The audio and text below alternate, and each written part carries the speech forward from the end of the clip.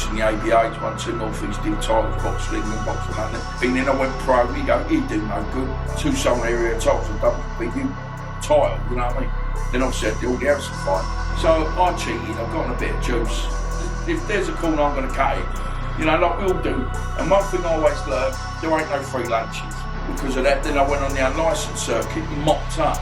I never gave a toss about anything. I was just an idiot. When I was growing up, you know, this reputation I've got, you know, I was a hard muscle, wasn't I? I was in trouble for something else, looking like I was going to go away. By the grace of God, it had nothing to do with me, got dropped. Then I lost my dad. Then I got chopped up.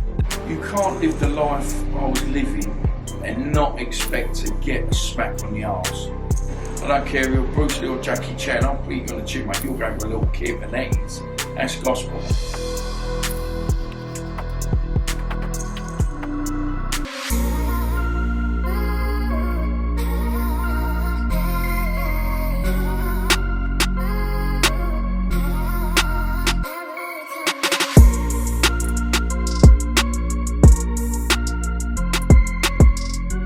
Welcome back to KRM TV, bringing the most exciting interviews from around the world. Today, delighted to be in Brentwood, Essex, with former pro boxing champion, former gangland enforcer, someone who's former idiot. Someone who's had documentaries about him, a couple of books about him, 3rd book on the way. On the way. Today, delighted to be with Dominic Negus. Thank you. Thanks for having me. Thank you very much. Dom, how are we doing? Yeah, all right, mate. All right. And in the weather. Oh, it's hot, isn't it? Yeah, everyone. Well, we can't moan. Come on, we shouldn't moan.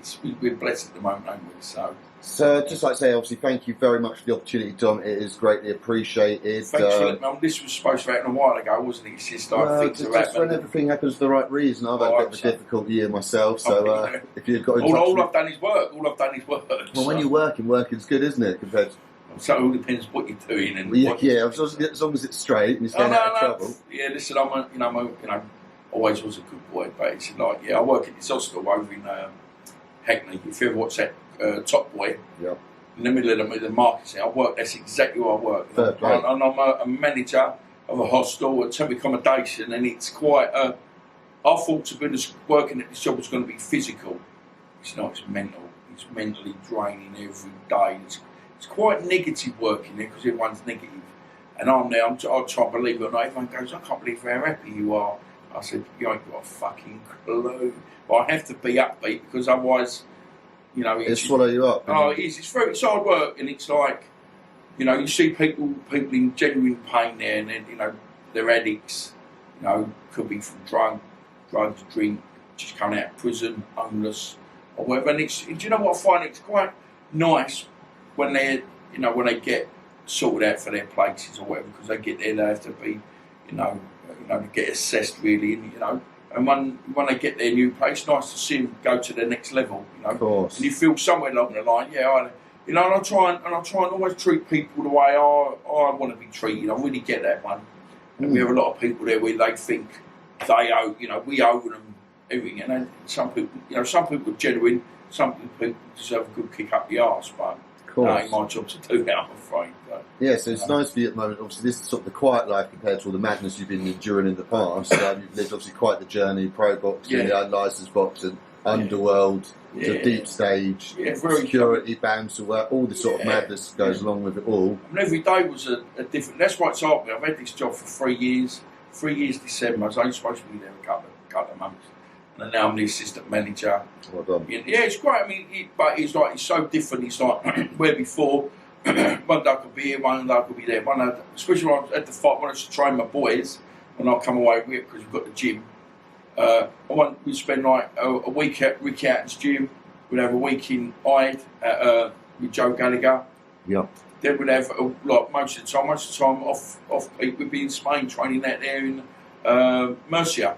Lovely. Which was great. I mean, but obviously now, you know, my life's changed dramatically for, you know, it's like people, they're still so interested in my life, considering I was at my peak about 18 years ago, do you know what I'm saying, before my daughter was born. And I was, you know, I'm not just saying people are going to say, oh, yeah. Your physical peak, not your mental peak. No, You're still my mental peak, I'm still waiting for that one. Yes. You know, that's what like us all. Well, as we said earlier, my life's still a mess. It's like, you know, I just realised lately I need to do things for myself. all the stuff I've done for other people. I'm so lucky. Recently, so the last few years, that my loyalty's paid off. I've been very lucky. I've got 2 close friends. I don't say that, but 2 close friends, and loyalty's paid off. I've known them 30 years, the pair of them, one year longer than them, and I'm lucky because I work for both of them, and that's it. And that's all. I think, but I just work for them. It's out of loyalty's paid off, and my friends. We're doing this new book, and it's going to be because we're going to go for. We're going to call it a bit funny. As I mentioned, I've got a daughter, or we're going to call it "This Is Me." Basically, it's my real life through other people's eyes. And we've got Karen Saunders. She's massively involved. I mean, she's writing it. She's on the phone with people every day, and she's saying like one of the things is that give them 3 words that describe me. 2 of the most regular ones that come up. One's come up. You said Jimmy to marketing's come up. Fearless. That's come up a few times. But the other one was misunderstood. But the one that's most everything 99% to be loyal. And that's where we were brought up. When I was brought up, being you had to be loyal. It's all about being loyal. And it's just it don't mean nothing nowadays, does it? Loyalty doesn't mean anything nowadays. And it's I don't know. It's just really weird how life's transcending. I'm trying to be posh here now, these big words. Let's go back to your childhood though, to see how you were ingrained with those sort of qualities and that. So where were you brought up? Yeah, I mean, I was quite, even though I was born in Bethnal Green, my mum and dad brought us up in Woodford with my brother Freddie. Were they from the East End though? Dad was on the print for years. Mum was Italian, see, my mum's Italian. She came over from Italy when she was a teenager. They met. Dad had me when he was 15. My mum was 20 years younger. We were lucky, even though I was born in Bethnal Green, we were brought up in Woodford, and it was like, Mum and Dad were awesome, they were great, we know people okay, it was an hard upbringing, but it was a decent upbringing. We had what we wanted, we had shoes on our feet, we had food on the table, great Christmases, we had presents, and then, Brothers and sisters? No, I have one brother called Freddie. We're so different. We are so different. Yeah. I mean, a bit. He's not well at the moment. He's got stage 3 or stage 4 lung cancer. So that's. Thoughts with him. Yeah, we're all dealing with all different. But it's like when my brother's got problems, I've got my own problems. You know what I'm saying? Then I deal with my own shit. No one needs to know about what's going on in my life. But it's So we were brought up with it. It was great. Left school at 15. Started work on the Thursday. I left school. Started work on a Monday. Grafted all my life ever since. I mean, I was quite lucky. I mean, my brother's a straight game, man. But I was always looking for the edge, the corner. It's always, if there's a corner, I'm going to cut it.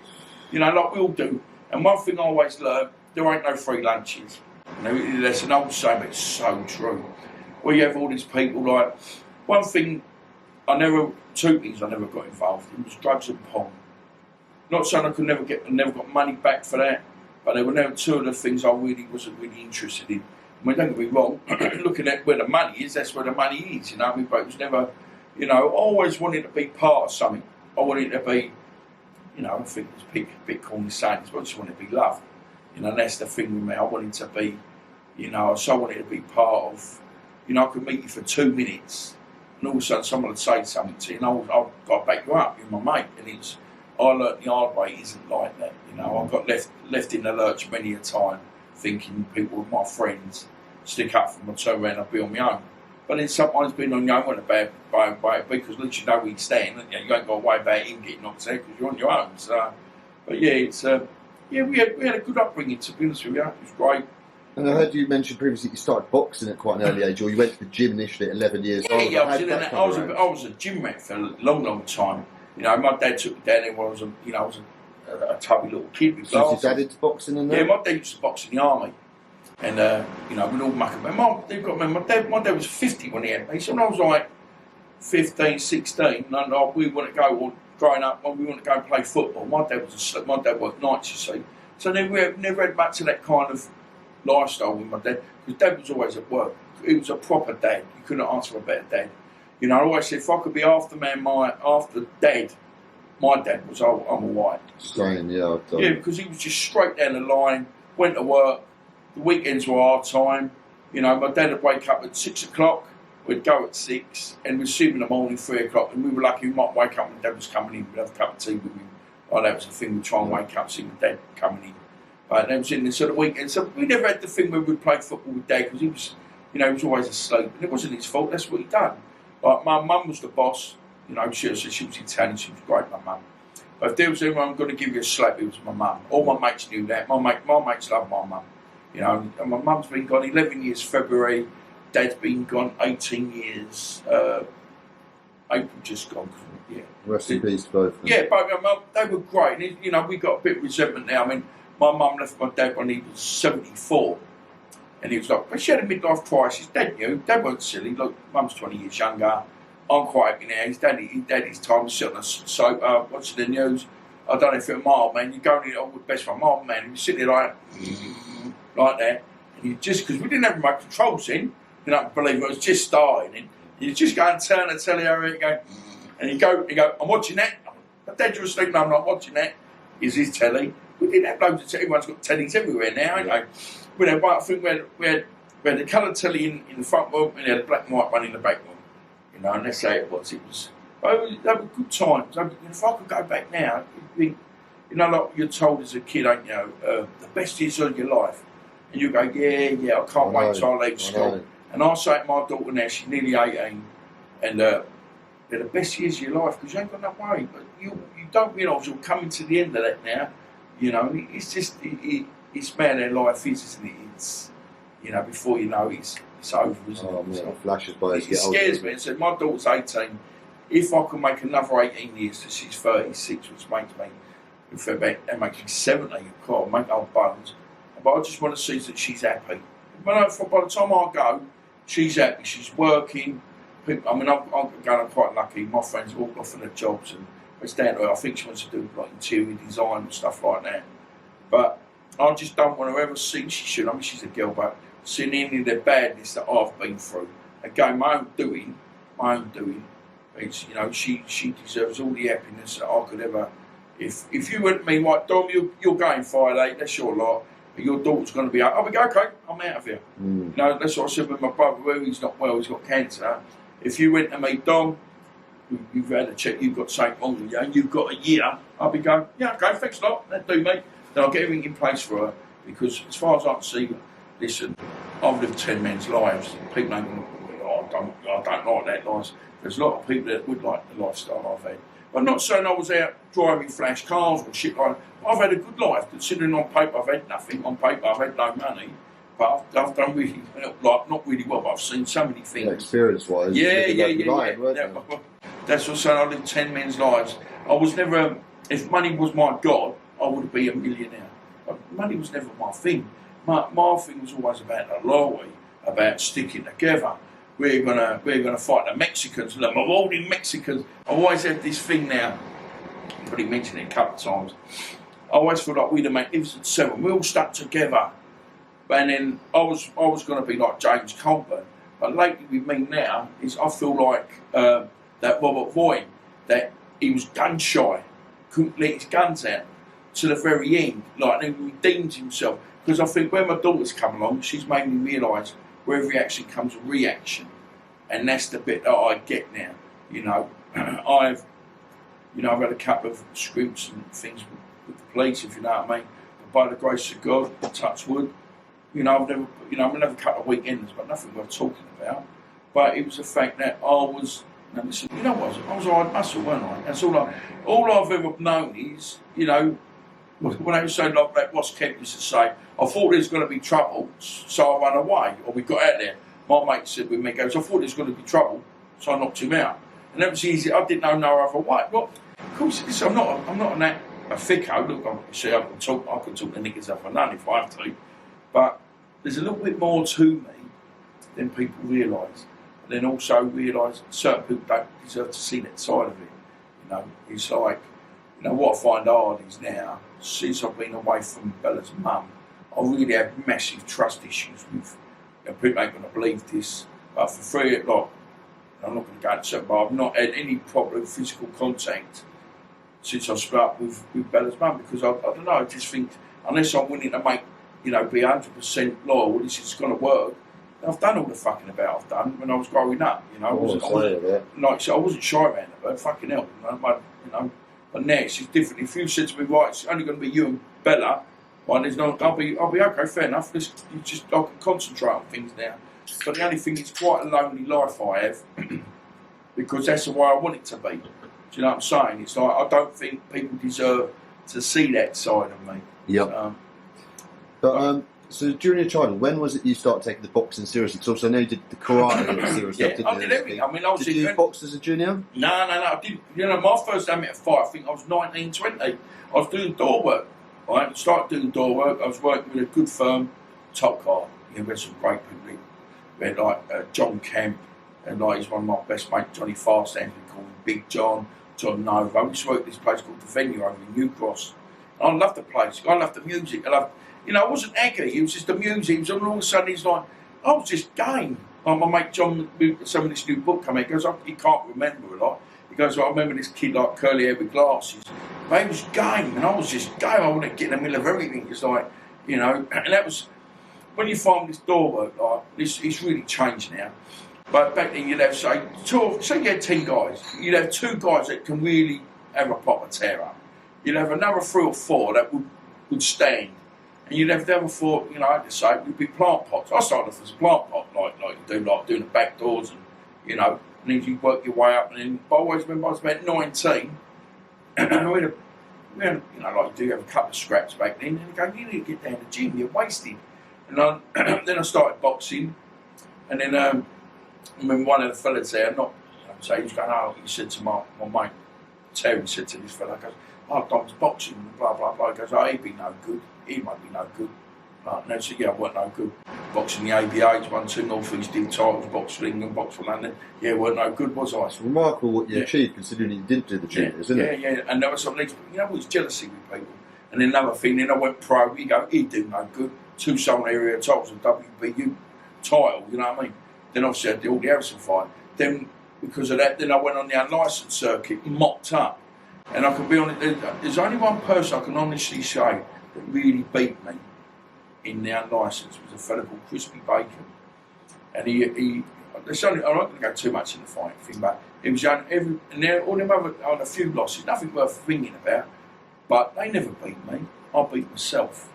I remember I lost again, the first loss I had on the unlicensed, and the same name, not because it just doesn't mean nothing, but, and I got a fella that I knew trained him.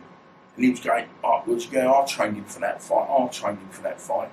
Because I'm not talking about Sarah, and like Sarah, what we called about. My dad died 2 days later in hospital. I couldn't give a fuck about the fight. I got in there and let the geezer hit me. And the bloke said, because that was the weirdest thing. I said, look, the better man one shook his hand. It took me a couple of years. I got him back in the ring, lasted 3 minutes. Annihilated him. And he goes, that was I was expecting the first time. And I always say the better man won. Yeah. But I remember with the boxing, it's funny how life, it changes you.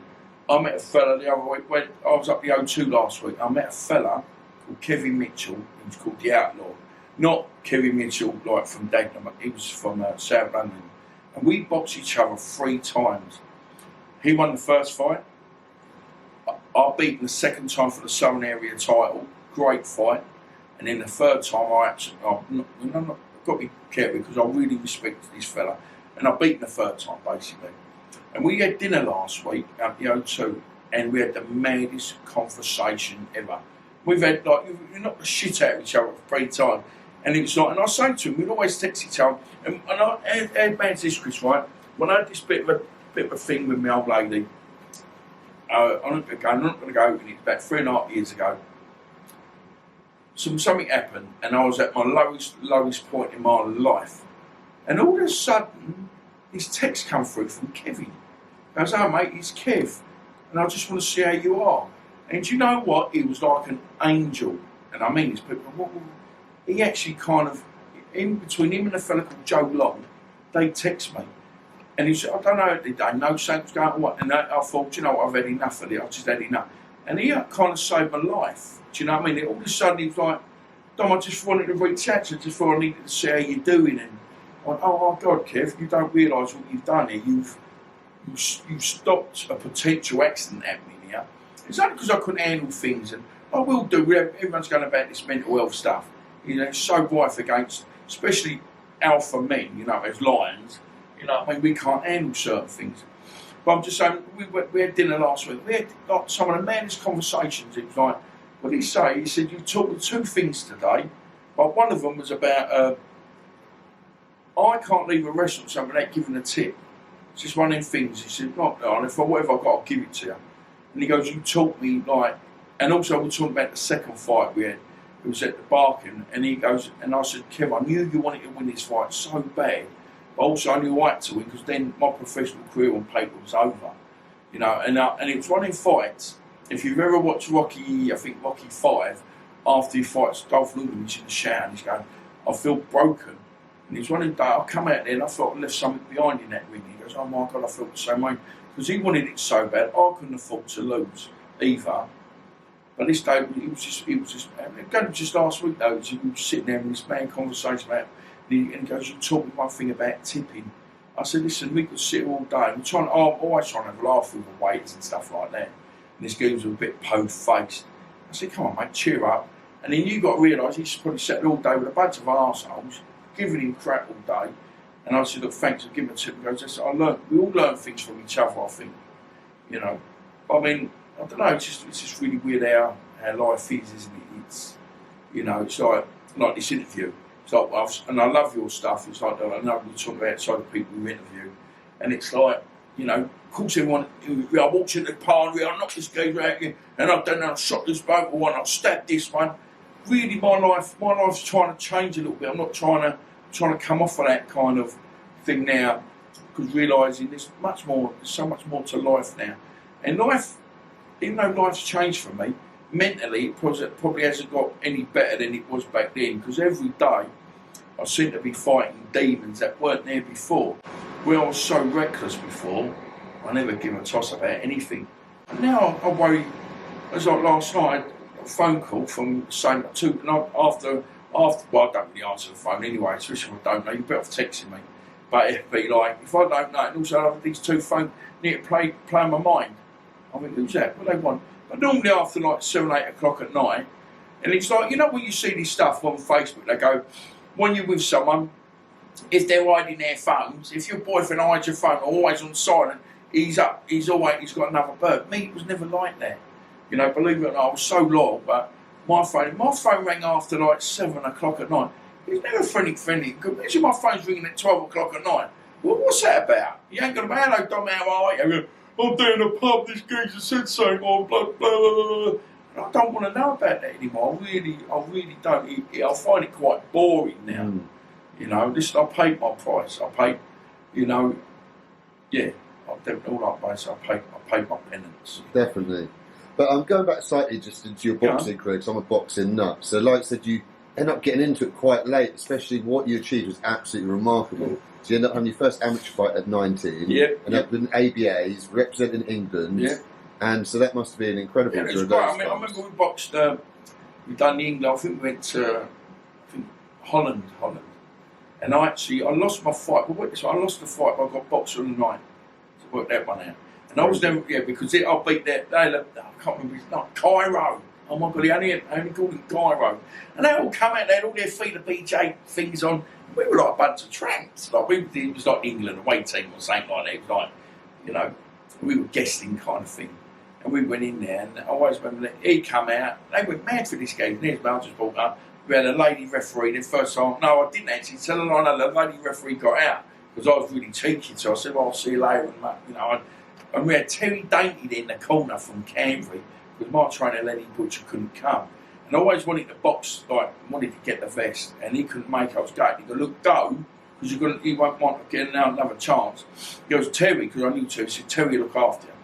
And he was so funny, even Terry. I said, but after the fight, he said, you told Lenny I've done what? I said, we've done more than great, mate. He said, listen, you don't get the boxer of the night if you didn't, you know, it's like an own ten. He said, listen, again, this is a better man, mate. Do you know the funniest thing was, I never, especially amateur boxing, I never boxed. I never trained.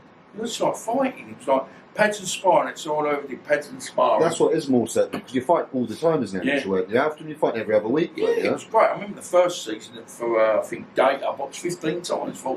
You're so sharp at that time there. Then when it comes to the pros, you're struggling to get fights, so you don't have to try and be sharp. But always makes it like with the pros nowadays, like even the kids that are coming out, we're going into camp. should be training all the time. 100%. Get ready, you get a call. And I used to say, we had a kid there called Mike Saki, the other one of the kids I trained. He boxed Sia Osgood about 4 years ago. It's one of the knockouts of the year. Yeah. And I remember sparring them, so I always say to the lads, always be ready, because you never know. And that's when your career can change. And we got a phone call 2 weeks' notice to fight this Osgood for the Southern Area title. And Mikey was still today's probably one of the best nights I've had in boxing. We weren't meant to win, I think. Sierra, great fighter, tough as old boots. You know, I think it's 13-0. We weren't supposed to win because we had 2 weeks left. We ended up knocking him out in the last round. You know what's the thing? I was crying my eyes out. Because the amount I give away to the boys I had, you know, he's like, I put my whole kind of life, like not life, but my... It is, it's a full-time everything, it was with me. Boxing is, isn't it? And even as a trainer, I'll give, you know... The trainers give as much more than the boxers. They have to be chased up the boxers. It's training. You have to be so committed to be a trainer, as you know. I mean, we were training, that's why it affected my life. And I split up from my wife. And not saying it was all their fault. You know, oh my God, listen, I'm a big boy now. But it was like, you know, but I was so committed to these boys. And I always say to the boys, it's all about the bigger picture. And just at the end, just that a couple of things happen. And do you know what? I just walked away from it. I said, this ain't no, I've sacrificed so much. Especially like all they say, you want a dog, you get a dog. You know, I've heard so many kind of... Oh, mate, life of boxing trainer is very tough life. I mean, I've seen it up down the gym over at Guildford, and I've seen it with John Edwards. He has these kids from... He's a good trainer. Well, he has them from a kid, he has them all through the England stuff. As them turned pro. That's the first swear word I've done now. Way through. No, I'm trying not to. I'm trying to be open still. Yeah, he has them turned pro. They have 10 fights with, win them all, and then they end up leaving him. And just, there's no law. It's disgusting. I've seen it all the time. Do you know what the worst thing I ever got told? And I love saying it, especially on camera. Some of the rumour was going round, and I watch this camera, and if you do watch this, you know where it comes. I know where it comes from. You think I'm fucking stupid. Right? They said I was taking after these kids' wages. And do you know what I love to this day? Is that funny? This kid, we had the same accountants because it's part of the sponsorship deal, right? And the sponsorship deal. So, and I said to, when it all got basically all split up, and so when the sponsorship deal come to an end, because I was basically said to this fellow, I said, look, what do you want to do? I said, do me a favour. Give me the sponsorship up. This was happening in Christmas. So give me January and February's, and he could have the lot. You know, Jerry's hard because I finished it. Yeah. And he went, basically went, oh. They said, well, thanks for what you've done for us, but no, I'll keep all the sponsorship money. I said, okay. So I got on the phone, like they phoned me and said, what's happening with you and so-and-so? And I've gone, I'm stopping it now. And I went, well, hold on. All we sponsor because of you. And then basically, when he said that, he said, no, I'm keeping the lot. And I went, bang, bang, bang, bang, bang. All in, I think, 4 days, all the sponsorship got stopped. Yep. Then I've got someone ringing me going, the mate's going to me, I think we're out of order stopping their sponsorship. I said, what are you on about? I said, they're my friends. Yep. They're only sponsoring because it does say half the sponsorship money goes, he gets off and I get off. Because I couldn't do what I was doing. I couldn't have a job. And I was doing a bit of stuff at the weekends. But then they said, when this thing got this room where I was taking half his fight money, what are you on about? And even the accountant went, no, I said, hold on. And he's got my account, because he does my accounts. He's going, yeah, look. He goes, it's funny that they nearly owes you a lot of money then. That's what hurt me so much, that the things I've done for people. You know, I was begging, everything went on. It's all about half. You know, except his money. I always remember this kid I had. He boxed for some title, and that's the only time I asked him, he'd give me whatever it was. I said, could you do me a favour? Could you give me a bit extra for this fight? Purely because our other lad's fighting next week, and I've got to put it in the ticket money for him. So when you fight again, you know that's the only time I ever asked for a little bit more, and that's to cover my other fighters' tickets. Because we all worked together. And that's what upset me a little bit. But then also I knew it was the way it was going to be. That's the way it is in boxing. There's fucking money in it. It's a nightmare, isn't it? And the trainers get nothing out of it. They do it for love. Yeah. Unless you're in the top 1% and you've got world champions. Yeah, I mean, it's for love, the amount of time you put in. It always upsets me a bit there. We were so close to big things with a few of the fighters. I mean, don't get me wrong, I sit there, and do you know what I can do now, even when it happened? I know I can look at myself in the mirror and I'm all right. Do you know what I'm saying? I ain't done nothing wrong. Of course. You know, before, I could sit and, say to the camera, I tell you a load of lies, don't matter to me, I'm bullshitting. But no. When I sit on my own, that's when I know when I've told the truth. And I sit there and go, You know, I've got no shame. I did everything right. In fact, more. Cost me my marriage, in fact. Again, I would never blame the boys because it was my doing. I'm not bloody stupid. But what the amount of time and effort I put into them, I should have put into my relationship. Yeah, no, of course, it's sacrifice, isn't it? You're making for them lot, and just doesn't get no. It doesn't, like we see it every day in the boxing game. It's ruthless. I mean, it is hard. I mean, my pal used to say to me, the time I used to see you so happy, it's about 98. We got with my pal. Goes, you'd walk round, you'd have your pot of rice, you'd have rice, chicken, coleslaw, rice, and tickets for your fight. And that's all we did: training tickets, fight, training tickets, fight, training tickets. And that was the happiest because you couldn't come near me then. Yeah.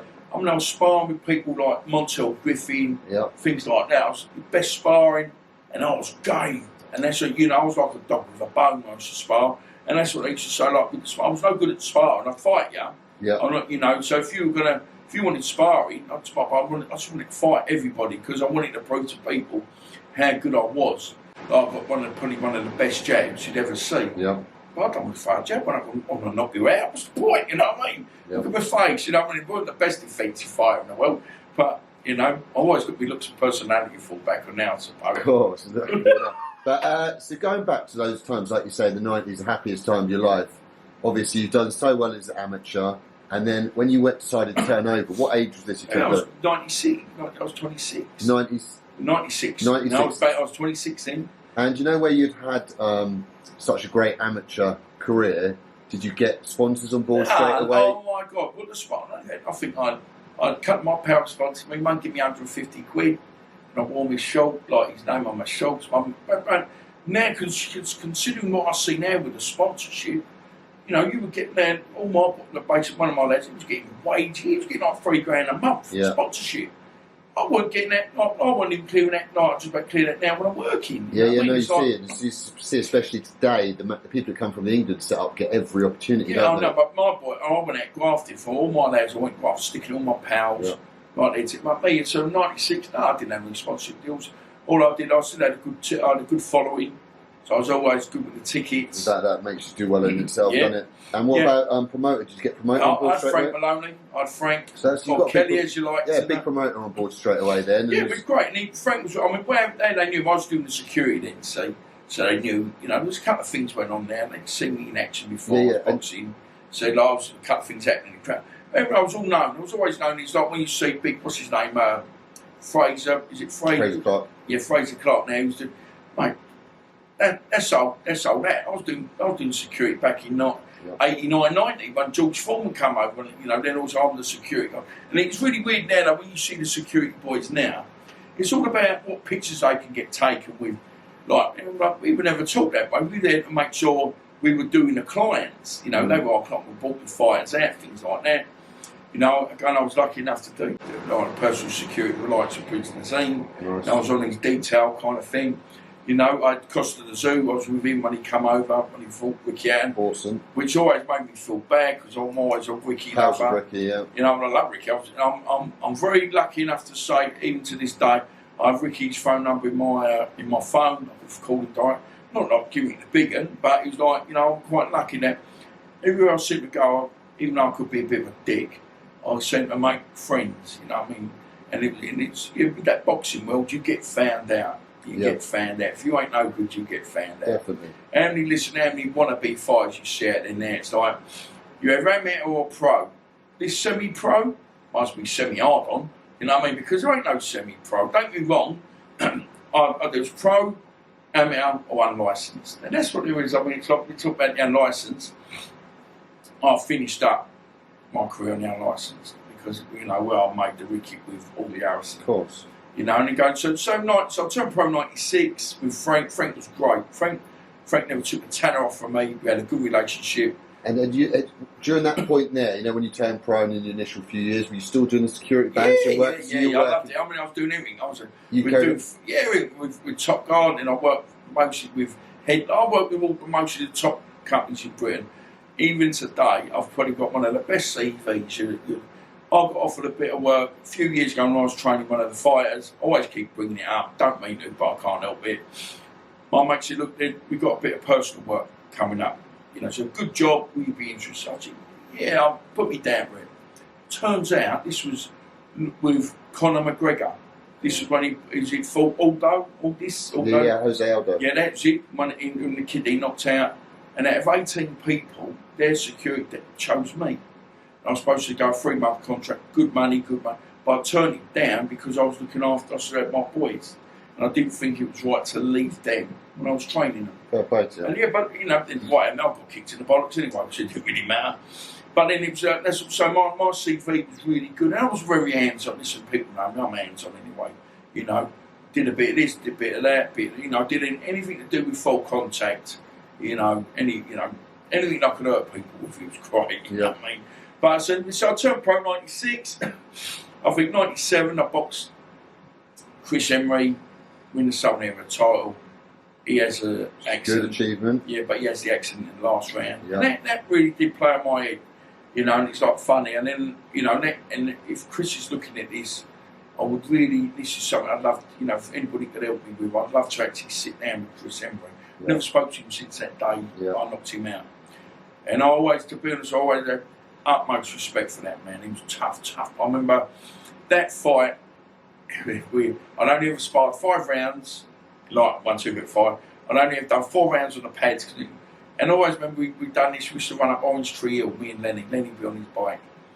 And I will tell you in detail, this hill was like that. And it's the closest I've ever come to shitting myself, running up this hill. And then I remember the last round, we were behind him, tough fight. He was a bit naughty here and there. I felt he was in front. A lot of people, he was 50-50, but I felt I had to pull out in the last round. And I remember Lenny being in my corner and Frank Maloney going, he's saying certain things. I'm going to say it now, but he's going to prepare to do this. And, we regret something, we've got to be prepared to die in there. Come on. That's what they train them. And Lenny's going to be dominant. I always remember him saying, Orange Tree Hill. And I went out there, and by the grace of God, it worked. And I remember in front of Jack, me and Mo, something worked on for ages. And he actually, once something works, and you do, if any fighters here watching this, and you do work on the shot, you actually pull it off. It's a great feeling. I remember he threw this lazy jab in the last round. And I don't know, I rolled underneath it, hit with a right hand and it straightened him right up. And I jumped on him, and I remember, obviously he's knocked out. And I remember a certain next fighter in the crowd, and the referee stopped. He's going, I can still remember him. He was his thing, why you stopped it? It's a liberty. 2 seconds later, he's in a white mess. And that taught him to keep his mouth shut, because I didn't realise how hurt this Chris was. Now, I can still remember this today. I come out, and everyone's got to calm down. Typical of me, my moment of glory, and I could tell you probably about 3 or 4 times, my moment of glory, can't celebrate because something's happened. Yeah. And it's like, of course I was worried, and it put a bit of a damper on the way I looked at boxing.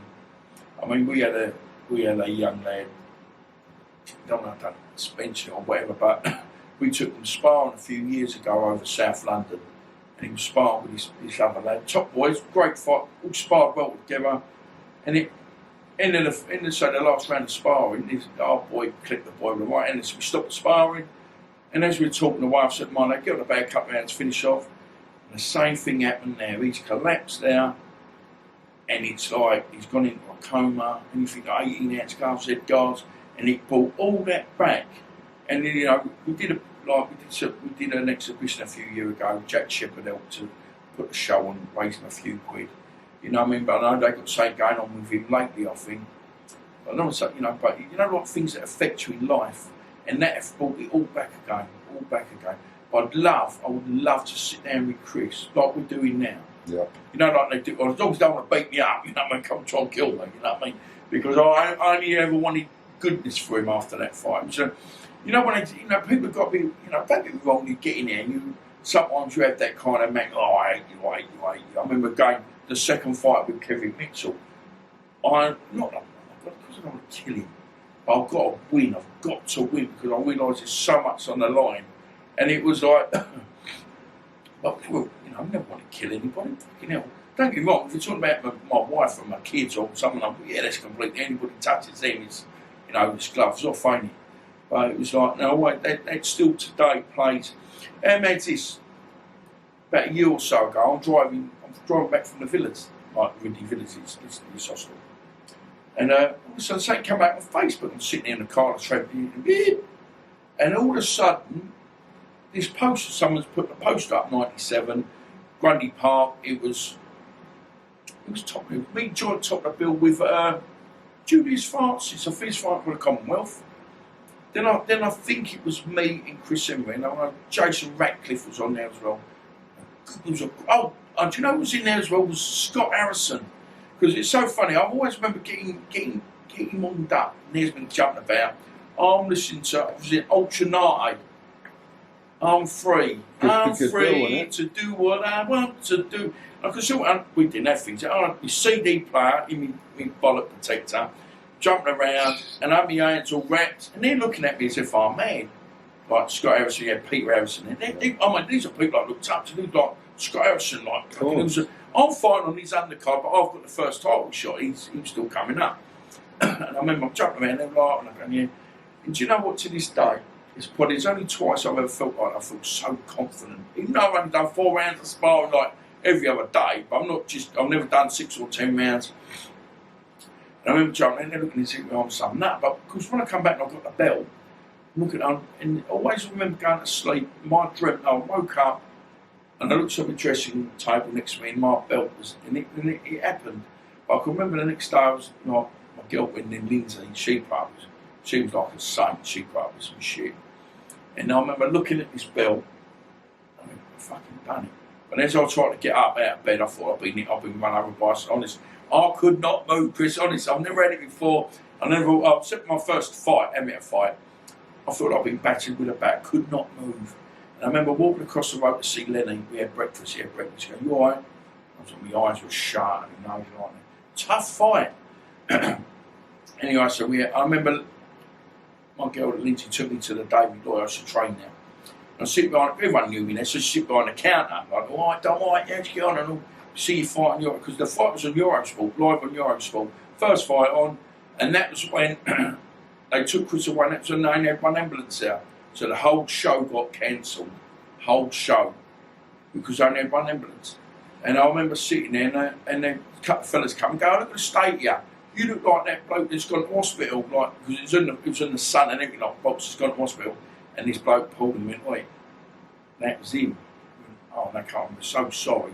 I said, no, you're all right, you know what I mean? But I remember Frank Maloney ringing me. I was at the Lloyd, because they phoned Lenny up to see how I was doing. And I sat down at the Lloyd because my girlfriend was working. She dropped me off and picked me up. It was like quite even though I trained there, it was quite a social kind of, everyone knew me there. So, you know, I was sitting, I couldn't move, I was talking, moving. I walked up, I was 2 black eyes.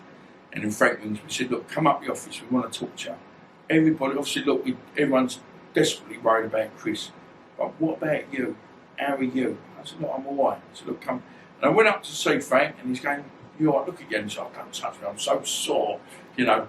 And I remember, and he's going, he gave me these sunglasses. I'm quite like pack of sunglasses. He wear them. I said, I ain't wearing glasses. He goes, well, I said, I'm proud of these marks. I mean, you know, we all nearly killed each other, me and Chris, to fight for a Southern Area title that back then it was worth so much. It was like, it's equivalent now to a British title. Like everybody wins, you know, Southern Area titles. Now it's like so willy-nilly.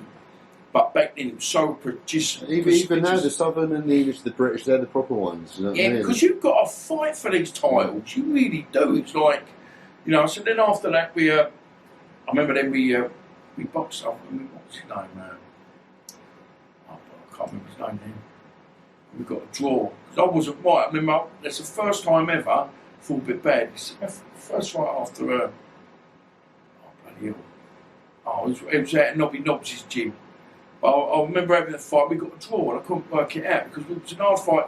First 2 rounds, all of a sudden he hit me, and then all of a sudden I just went off.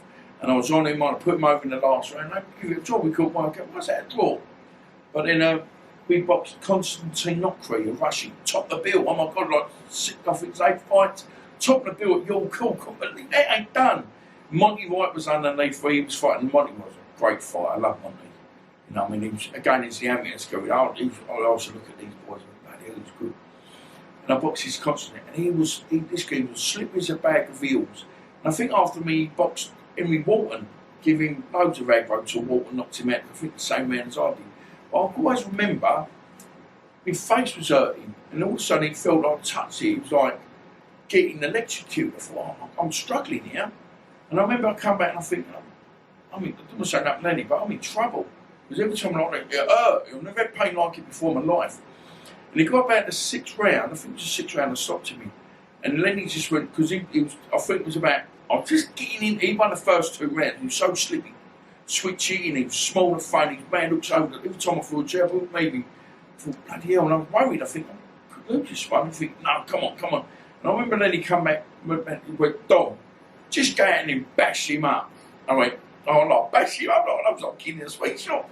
And I went out there, of course, it was a double left hook. I threw a right hand first, one to the body.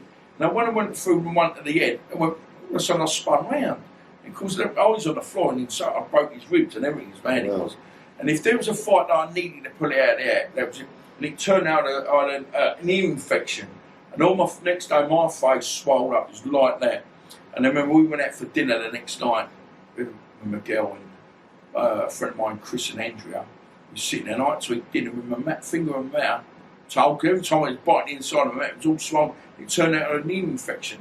And I remember, I don't know if you ever remember watching Marlon Starling boxed Lloyd Hannigan, and his face swelled up. That's exactly what I think he had a tooth infection. Yeah. And I've never had you were lucky that night then. That one, I promise you, they don't realise. It's like, but then after that, we got picked against Bruce Scott. Bruce Scott to this day, he's I've got another one. I respect every fighter I had, but that night he showed me I could compete at world level. Because even though I lost to him that night, it was a great fight. They stopped it. The guy got cut, he hit me, hurt me, and wobbled me, and the ref stopped it. And then the ref was a good ref. He said, "Don't live to fight another day." He'd have, I think, that 19 fights. I think and it was like something like 17 knockouts. Oh, there's me. I'd be 7 fights and be 5 knockouts. Here's me, like. But I wanted to fight everyone. We didn't care. We were. That's how fighters are. You want to fight the best. You're a champion. You fight the best. And it's like I always remember my first proper bit of sparring when I signed my contract. I went and sparred with Chris Oko. What a gentleman! But I always remember the first round of sparring. He hit me with a body shot, and I went, "Okay, is this what the pro's all about?" Because he hurt me. I never let him know. But I always remember that. What Chris don't realise that he taught me so. And Scott Welch was one spiteful bastard in the ring. Tough fella. Yeah, but outside the ring, even now, I spoke to him the other day. What a gentleman. He taught me so much about this sport. About in the ring, it's all business. Outside, you can talk about your best mates, cats, kittens, puppies. But when you're in that ring, it's all business. He taught me that. And that's why I always remember that. I always remember sparring with Crawford Ashley. He taught me. He was going to be an unbelievably hard punch, wasn't he? He was, but he taught me never touch gloves when you go to spar. He clipped me one again and bang, straight away. Goes never. And I remember sparring. We went sparring one time. It was great sparring. It was. And the next time we went, I sparred with him. We did about 30 years. We were an uppercut, and my eye just went bob, swelled up. We didn't get it because it's the best, probably the best sparring I had. I remember Harry Senior. I don't know if you remember Harry, but I think he's the first one to beat Danny Williams in the pros. That's the best sparring I've ever had in my life. I'm not just saying about, I sparred this one, sparred with that one, sparred. The Americans come over, so Montel Griffin come over, all this and that. Moved around with Lennox Lewis, never sparred with him, it's a completely different thing. But, but I remember, what's it called, Harry Senior. Oh, Trevor Small was the one I got the draw with. I remember that side. But, Harry Senior, we had some mad rounds, mad. And it was that he made me prove to myself that I was good. I always remember going to there, Jimmy and Lenny, and Brian Lawrence was there, and James Cook. And we walked in there, we were sparring with Harry, and Lloyd Hannigan walked in, he was watching the sparring, and I had this t-shirt, no fear, because I had to go into, and I'm saying to myself, listen, of course I was nervous going this. Yeah, we went to the Cooper gym, it's like famous. And I walked in there, and this ain't, I was the only white geezer in there. And it felt like Rocky III, when he goes in, and all stop. Do you know what? And I thought they all would beat me up. And do you know what though? They made me so welcome. And it was Harry Senior, I think it was Gilbert Eastman, there was Kevin Mitchell there. But they all lined up, they all wanted a bit of me, they all wanted a bit, and all that. And I stuck in there and I wanted to prove to everybody I was a gamest kid there. And I remember Lloyd Hannigan going afterwards, like, you spuddy chap, goes, going to make you an honorary black man. He was just so conscious. Lloyd Hannigan is one of my bloody heroes. The ragamuffin man, you know what I mean? It's like when he beat Don Curry. You know, I loved my boxing then. I truly loved my boxing then. But now, to be honest with you, you know when you fall out of love with things? I mean, there's like one kid I've got a lot of time for. Don't you, I don't even know that Hamza Shiraz. Of course. We used to try, we was out in Spain, his dad Kim, his little brother. He's got Boxer of the Year, didn't he? Deserved. That kid is something special.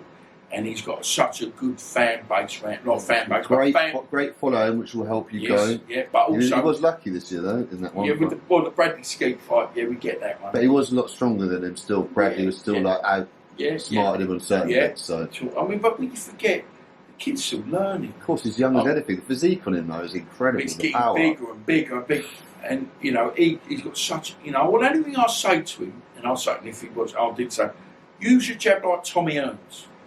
Now, do all this pouring stuff, don't they? Pouring.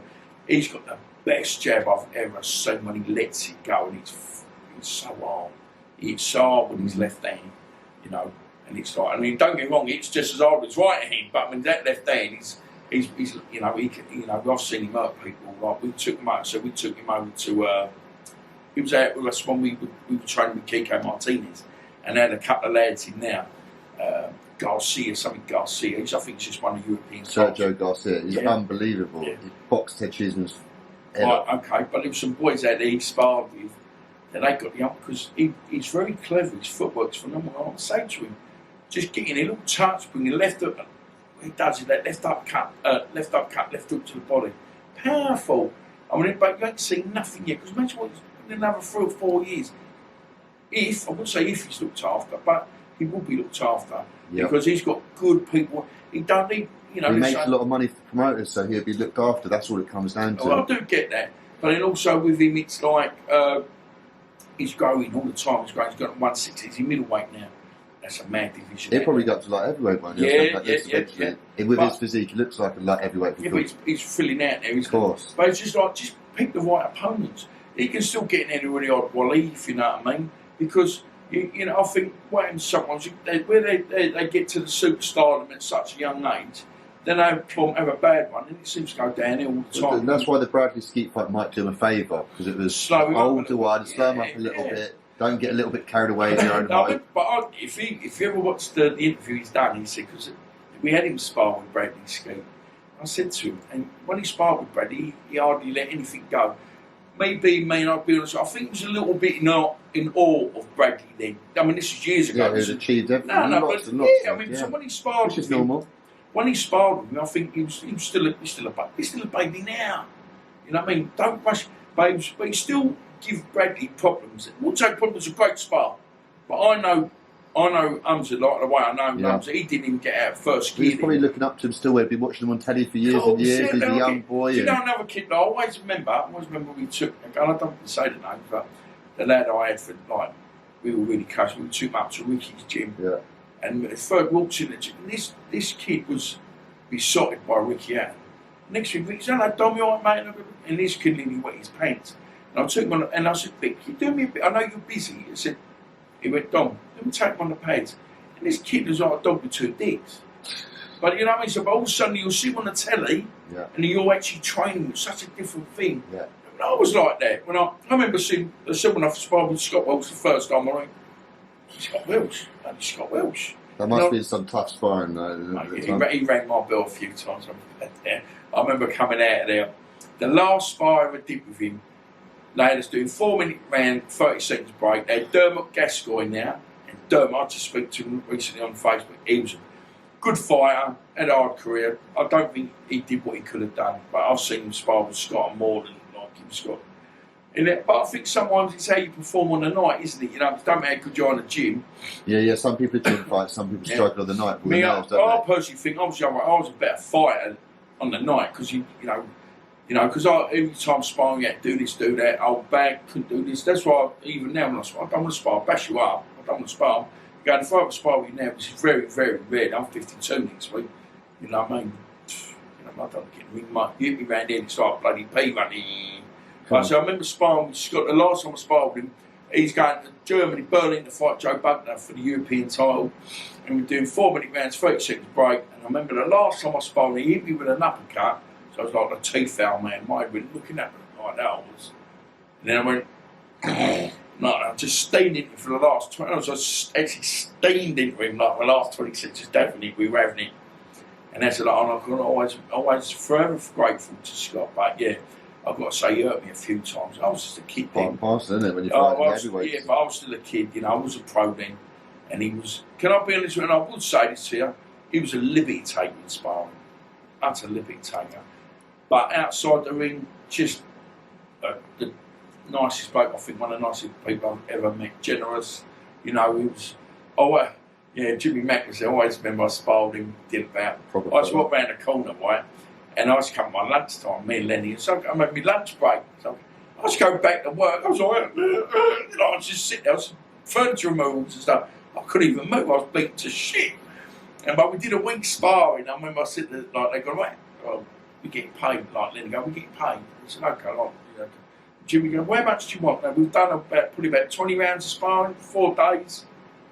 I've got no. Do you think £30? Is that too much? He went, and Jimmy's looked at Scott, must think we've got what fucking idiot here, and he's gone, I think we can just about afford that. Now I know £30 wouldn't get you around nowadays, and I went and give it to him. I did my best, and I always remember that. But it wasn't about Lenny's going, Don, keep your mouth shut after spar, because I go, when we spar, they go, shut up, because they need us, they've got to pay us. Sure. Now Lenny was so much more clued up than me. I just wanted to fight, inside or outside the ring. I just, it was my forte. Even now I'm 52, I just still want to. As this the other day, I'll tell this is getting inside. I'm coming back. I'll tell you ain't got to worry about asking me questions, right? I'm going down the road. I see this. I'll tell you it starts. I'm sitting down, couple next to me, we're having breakfast. I'm having breakfast, coming to their daughter, they're talking to their daughter. And then to explain, I don't like this, you've got to behave yourself. And I just started laughing. And the bloke looking at me goes, mate, why are you laughing? And not like that. He goes, well, you're making it worse. I said, mate, I just had the same thing with my daughter last week. Don't do this, don't really like you going to this area, there's trouble there. And then the kids look as if you're boring. And I said to the guy, I said, I know you don't know me, you don't need to know me. I said, but I'm telling you now, I said it earlier, I said, I've led 10 men's lives. And your mum and dad are only worrying about you. I know what you're thinking, so I bet you think they're bored. She just started laughing. I said, they've had a life, they're only worried about you. Anyway, so we left it at her, and we just got the daughter for, I went to drive, and the bloke came out and goes, mate, did you pay for our breakfast? I said, yeah, mate. I said, I said, who are? I said, don't matter Ryan. It's just nice to be nice. So I said, mate, it was so nice. He goes, it's my birthday this week as well. Well, today, in fact, it's going 52. I said, it was funny, I'm birthday a couple of weeks. And it was really nice. It was because we were at school, so it's nice to be nice, isn't it? And I get that now. But I said, I'm going up the road, go towards Ty's Hill, which is around the corner, right in the corner from here. I see a kerfuffle in the middle of the road. Geezers are getting out and having a row. And next to this cab driver, and I can't stand black cab drivers. You know what I mean? It's just, I'm my ex-brother-in-law's. One's a white dickhead. You're watching this dickhead, but Jason, I love you, mate. The other one's a dickhead. Anyway, so I just kidding. But ex-brother-in-law. But anyway, so, I said to the bloke, what's the matter? He went to turn around and follow the cab driver. And I got in, I said, mate, leave it. Mate, you see what he did? I said, mate, Dad, I brought the geezer's eyeballs out. Well, you see what he did? I said, mate, calm down. I said, this could ruin your day, mate. Ruin your life. I said, what are you going to do? I said, he goes, mate, I said, please, mate, just calm down with me, calm down. And I said, can I ask you something? He goes, what? I said, you got any kids? And I love that one. He just started, a big smile. He goes, yeah, I've got a 26-year-old daughter. I said, go home and give her a hug, mate. I said, because this is the way you are now. He was so angry, this fella. And I'm a lump, he was bigger than me. He had a head like a robber's dog. You know what I mean? Like that. But I said, could ruin my whole life, mate. What? That mean nothing, does it? He goes, and he stood there, and all the cars were stopped, and I looked at the side, he goes, mate, can I just shake your hand? I said, yeah, of course you can, mate, give him a nug like you do. He said, you really stop me doing something silly? I said, I know, mate, because you're no different than me, and I'm no different than you, because I know over something stupid could just ruin your life. Of course. And anyway, so he drove on there, and I said, hold on, so the next time I ran, pulled the geezer out of the car, ran the roundabout. So why can't I do what I say to other people? Well, it's always easy to tell, isn't it? It's hard to put in practice. And he don't listen. I'm nothing. I'm nothing. I was just an idiot. When I was growing up, you know, this reputation I've got, you know, I was just very quick to vent off. You know, my always say my strength was my weakness. I was so quick. I just wanted to be your mate. I wanted to be one's friend. It's like that Negus, he's a white. Oh, he's a good guy. That Negus, he'd stick up. Yeah, I was a fucking idiot, weren't I? Because I've got my things about loyalty. It's all about being loyal. Now, when I die, hopefully they go, one of the loyalist people I ever met. That do me. But a big idiot as well, you know what I mean? I say to people, like, you know, when they talk about me, and I'm like a baby. You know, baby needs feeding, wipe his arse, tell him you love him. Baby's always happy then, and that's me. You know, that's how I feel now. It's like nearly 52. I'm so, you know, I know we come away from the boxing now, but you know, I come so lost in life.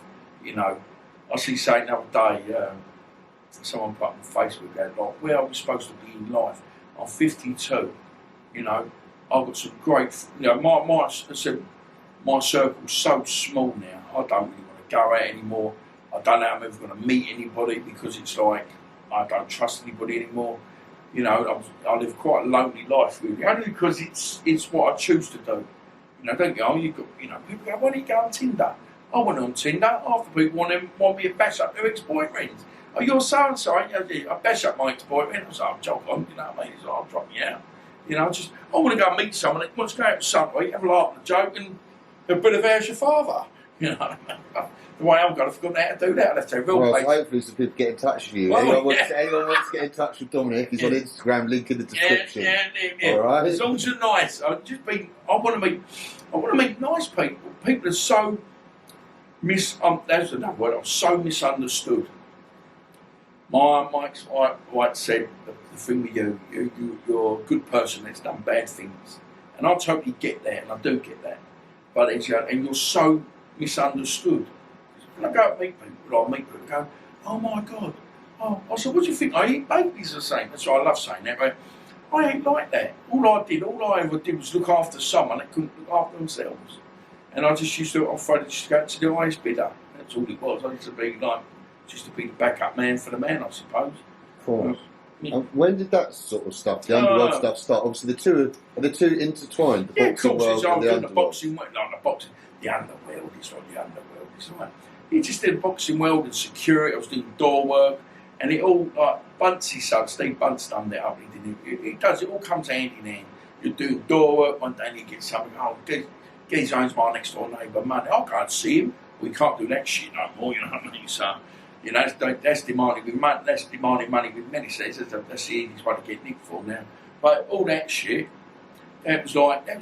You know, then it'd be old so and so. He owes him some money. Go and have a word with him, or he ain't paid, or you go and beat him up, or you know. And it all started like that. That was like the 90s we started. You know? Yeah, and obviously the more your face started getting recognised through the boxing and that, the more your value went up in the other stuff. Just a little bit, yeah. Then you just get totally lost in that world. It is so.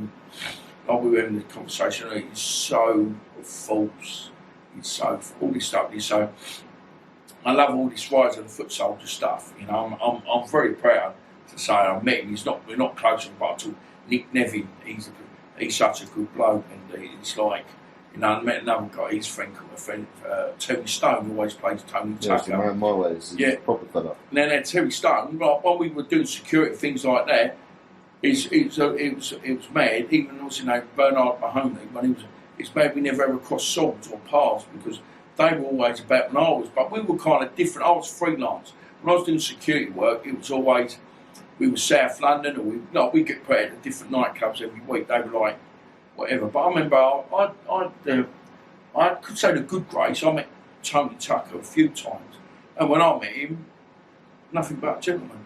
He knew all this other stuff, and you know, it is what it is, isn't it? And also, it's LA. You know, it's always going to be cemented in LA. They've met their fate, cemented in Essex history now, criminal gangland history.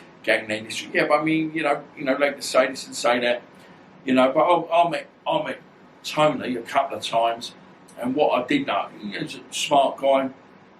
Girls loved him. I mean, he did, I was just a kid growing up, and I was, oh my God, I just started work. I think about 89. I met him. He went, I think, what I done. I can't remember when it happened. He was about 90, or 92. Oh, I don't know. Yeah. But it was just such not a shame, because that's what I'm saying with me. When you keep doing wrong to people, you're going to get your comeuppance, and I'm afraid in that world, I think that their days always numbered. Don't take long, does it, in that world? Well, yeah, but this is even worse nowadays, because people don't give a monkey's who you are. You know, I see, like, I work down at Ridley Road, and you see things happen there every day. You know, and don't matter how big or tough I am, I wouldn't last 5 minutes out there nowadays. No, don't get me wrong, I'll have a straight with anybody, but it's not those times are past. Look, I'm a Neanderthal, mate. I'm going to lie, I'll have a straight with it. Even now, I'd have a go with you. Because I know if I can get my foot in, what did I say in that thing? I don't care if you're Bruce Lee or Jackie Chan, I'm beating on the chin, mate. You're going with a little kid, and that's gospel. I've actually got that signed and stamped. But that's the biggest problem with being a known hard man. There's no one's going to come and have a straightener with you, are they? Well, I had that, didn't I? Yeah. And I don't really want to go too much into all that, because that's all that. But yeah, when I had my little bit of grief, they said how they come, and it was like, put it mildly. Yeah, but listen, you can't live the life I was living and not expect to get a smack on the arse. And I deserved it. And I keep saying this to people, and people go, do you know who it is? Or, no, don't want to know. It's over. It's 18 years ago. But of course, it's always going to get brought up, because it's the turning point in my life. And it's, the three fellas that come in that gym that day, okay. Yeah. Yeah, it is what it is, and I deserved it. It's very. I needed that. Because there's only other one. Was two other place I was going in. I was going to end up dead. I was going to end up in prison, and it was just like, I always feel bad now, because the shit that me and Nick went through back then. We had a mad cut, like 6, 8, 9 months. I was in trouble for something else. Looking like I was going to go away. By the grace of God, it had nothing to do with me. It got dropped. Then I lost my dad. Then I got chopped up. Obviously, your pro career then. Yeah, it was over then. Yeah, I was involved with the unlicensed boxing then. That was in 2000. Yeah, but you're right. So yeah, 2002 was the last time I boxed pro. Yeah. And that's 20 years ago. The other Sunday, man, it was 20 years ago. I boxed Ordinary Harrison. They called him Orderly. Yeah. But. And then it was like that. Talk to me a little bit about that fight, John, the Audley fight. I honestly thought I could beat him. I really did. Obviously there was a bit confusing. Yeah, okay, listen. Even if I did beat him, I wouldn't have deserved to beat him, because, obviously 1 minute I'm weighing 14, and then we get on the scales, I'm 17 stone. Water content, I think 10%, and I look like a complete beast. Oh, what happened? Yeah, okay, I was taking loads of protein now. Listen, we know what happened. I cheated. And so was that knowing you're fighting a heavyweight, it was playing on your mind, and you thought, I need something I can't survive. Yeah, and I honestly thought they took the fight. They think I was going to come at 15 on stone. They would have just balled me out the ring. He was so big. So I cheated. I've gotten a bit of juice. And that's the thing I always regret doing. Was that the first time you'd taken juice? Yeah, bloody hell. It was like the juice. Orange juice. You know what I mean? It's like... I knew what I was doing. People say this and that. I said, I'm trying to blame other people. No, I knew what I was doing. Lenny didn't know. Nothing to do with me. I just got bigger, And it was like, I always remember getting on the scales, and my mate said, we could have pulled it off if I hadn't taken the top off. And I got on the scales, and my mate said, take your top off. As I took my top, there I went, you there, Faye, went, fucking hell. And lumps, and like, And it's so funny, and you can see all the actors. I could hear them, they were having a proper shout outside. I remember his manager, I'm going to say his name, but he was going, you said he was going to come out like 15 and a half, so he's 17 stone, look at him. And they actually ordered the piss test. They actually paid for it themselves. They come out like, because you can't do that on a 6-rounder. People don't have piss tests on a 6-rounder. Championship fights. Exactly, because it costs about $2-3 grand, that is. Yeah. But anyway, so we knew, I'll be honest with you, I knew going in that fight, I knew my pro career to a point was over then, because I remember I had a bit of thing, obviously after the fight, I ended up going to Tenerife, had some things going on out there. And Dave Lewis, who helped me get the fight, self kind of menacing. And he went, "Oh, it's funny that." He said, "I had the board phone up saying about getting you a fight. You could be fighting Danny Williams for the British title." Because after the Harrison fight. And then he gets a phone from whoever going, "He won't be fighting." He said, "No, that won't be happening." Because obviously they got the results. He goes, "Don won't be fighting for a while." So then we knew he was on top then. Then I went home, I must have had a letter like that it was. It was all the breakdown of the piss test. He said, "I just had that, blah, blah, blah." And I said, but I say to anybody, and I know it's like me, they say, if you ever read the first book, it does a chapter he calls Cheat. Because even if I did win, I wouldn't have never deserved to win the fight. And I probably would have, I would have felt that good about it. Not that I was going to tell anyone, would I? But, then after that, it's sort of like my life kind of was getting out of control then. Yeah, I'm sure that once the structure of all the pro boxing and all that everyday sort of thing, your life's very regimented at that point. And after that, then did you fall into the underworld at that point? No, but I was involved. Always involved, but did it sort of become more so the focus? Yeah, but I was big time. I was always, people didn't know I was who I was then, so because I was still like the face behind the face. But then I was turning up in more meets and things like that. And so what was in the underworld, were you freelancing that, like the security, or were you working with one firm? I'm going to say too much, but there was always a couple of us that worked together. And the security work I was doing all the time anyway, that was always, I've done it since I, even up to a few years ago, I was always doing bits, like doing the shows, and love doing the boxing shows. You'd always see me ringside walking out, things like that. But then it was like, I could always remember we were driving back somewhere, and I was with a pal of mine. We got pulled over by the armed response, and they pulled us up. It's only just after the Hugh Harrison fight, because like you think, trying to think, what can I say? And the bloke pulled me up. He pulled up this armed response, pulled me up, come stand over here. And before I could say anything, he goes, "Yeah, mate, what's it like fighting all the Harrisons?" And I thought, "Oh shit, I can't even change it. No, I'm mucking back like." But anyway, yeah, but that's what I knew it was on me then. And then after the Hugh Harrison fight, things changed, because where it was in the national papers after the fight, I was become too well known then, and then things were getting harder. I was getting a lot more attention from people I didn't need it from, and then I said, like I said, I'm sure the underworld was proper looking at you then. Yeah. I was doing loads of things for, I was quite mercenary. Of course, I'd work for anybody, like go and do this, go and do that, speak to him, go with him, force just driving. I was driving, and it was like, I just said it all happened in about 6 months. I said the Christmas, I got offered this court case. That was the biggest God scenario, even though it was nothing to do with me. Then I've got my dad died, and then I've got all in 6 months. But I always remember Frankie Black, before he passed away. He was a good top trainer with Jimmy Tibbs. And he said to us one day, we sit there talking, he said, "Don, you've got to heed the angels' warning." They always say the 3 angels, there's 3 of them come, I say, it's an old thing. And I just think it was like, obviously, when I got, the charges got dropped, I lost my dad, and I got chopped up. There's these 3 things happened in 6 months. And I always remember my mate saying, he goes, "Fuck me, you've had an hard 6 months, ain't you?" But I just think I needed that to slow me down, because I could, I was drinking then, and I've been sniffing gear, and it was, Were you still on the steroids and then did you stay on them after the fight? No, I only did it for the fight. Yeah. And then, I was never, people go, I did it for the fight. And then I was in, even, it was just a mad kind of world. And so obviously when I come out of the pro game then, it was a free fall. I could do what I wanted. I was drinking then, because I never used to drink. I used to have a drink, but it wasn't like a mad drink. Then obviously cocaine was about then. It's always around. I thought, what? Let's have a go at that then. And it was just the mad things that happen with cocaine. You're waking up in different people's beds and stuff like that. My life, it was quite rock and roll to a degree. Sure. But believe it or not, I was quite conservative. I wasn't as bad as what people think, but but it was just got out of hand, and it was, I don't know, and then I think the bill, and then it was me getting served up in the gym was the stopping point where I realised, hold on, sometimes I didn't know what I was doing. It was one day went into the next, and again it was such a shame, because being with Nick, it was always the turning point, when she said she was pregnant with Bella.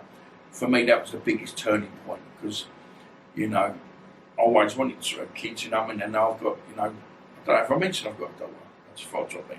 But it all, you know, to be honest, I've been so gifted for this.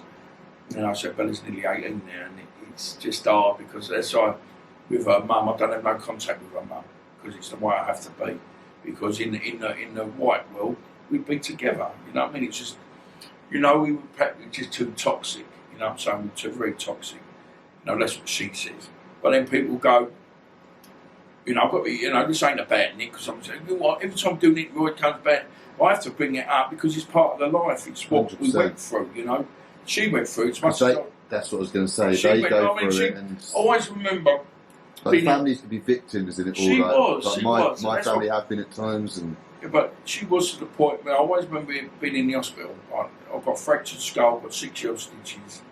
I'm in the hospital that night. My mates brought up. They just said, "Look, what's happened?" And they just said, "Look, the gym got burgled." I remember she's sitting there. She was petrified, and it hurt me so much. I put this girl. And she goes, "I remember seeing her." I said, "You alright?" She goes, "I'm scared." Don't be scared. It's all right. I've got it. I think I can handle this. See, the physical side was never a problem, it's the mental side. We know. That's why I suffer today. I went to my doctor like a few years ago, and he sent me to get some tests done. I couldn't be bothered there. I went to this test centre. I didn't answer the question about monkeys going to NASA, going to the moon, and like they're trying to see if I'm mentally stable or not. Look, who's stable? Listen, I'll be the first one to tell you I'm mentally stable, because when I get a bee in my bonnet, everyone's fucked. But I just remember seeing her that night, and I didn't like what I was seeing. I think this, I'll tell you another story.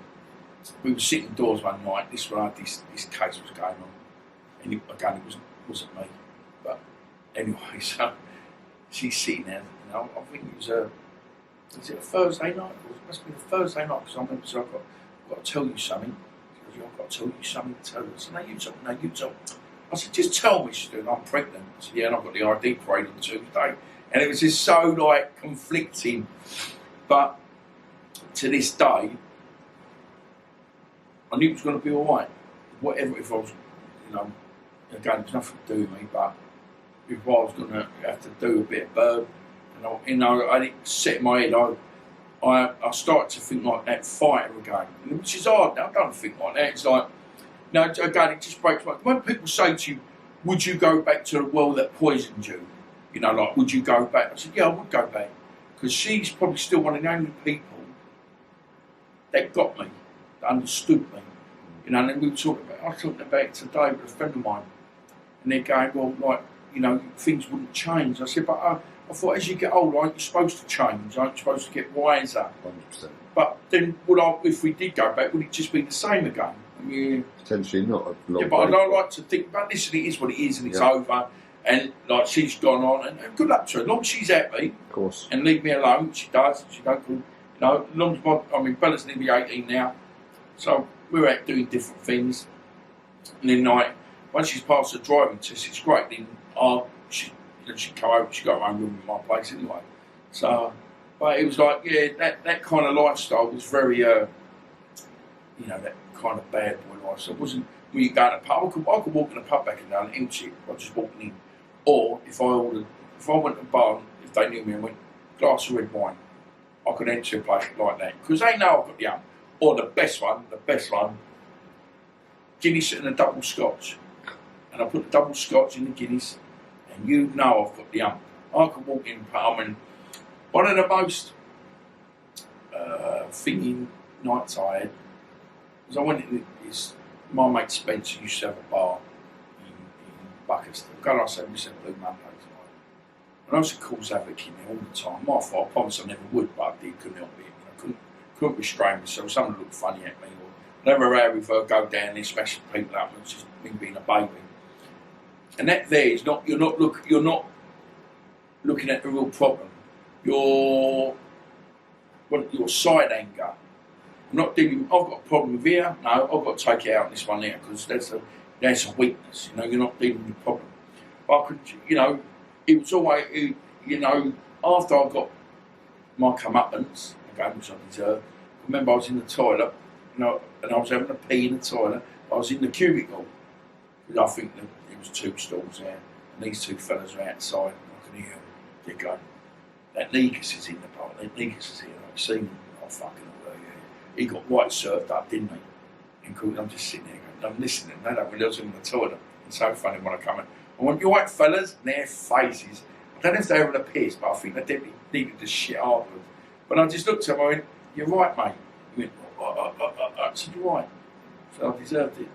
I walked out, when they went to the bar, and their faces, before that, I would have just obliterated them. I mean, there's times I've gone in that toilet, people won't come out, you know what I mean? It was like, but, you know, it's just funny how people, I don't know, perceive you, you know. It's, you know, I suppose a bit of a commodity bought and sold, really. You know, I wouldn't say there's tougher people out there. No, I don't think there's a lot tougher than me. I think there's a lot madder. I think there's people that don't, you know, now, don't get me wrong, where before I would take him to the max, you ain't got to worry, oh, we'll push it as far. Obviously now I've got kids and things, kids make you realise there's more to life. And it's like, with like Bella coming along, I said before, I know now with reaction comes a reaction. Even though I still can't really control myself 100%, it's a lot better now. But then sometimes where I get a situation where I walk away from something, don't get me wrong, if you stick it on me, I'll back it up and then let's try and defuse it. But then it's like, but also I get now, I said before, I feel like that gunslinging and making so we can't get his guns out. Because I know if them guns are coming out, it's got to be for something really important, and there's going to be some damage done. You know, people are going to probably look at that fucking wanker. I'm not saying I'm an hard man. I'm not saying what I said earlier. I am. No. Yeah, but can I be honest with you? I know I'm 52 now, and I know what I'm about.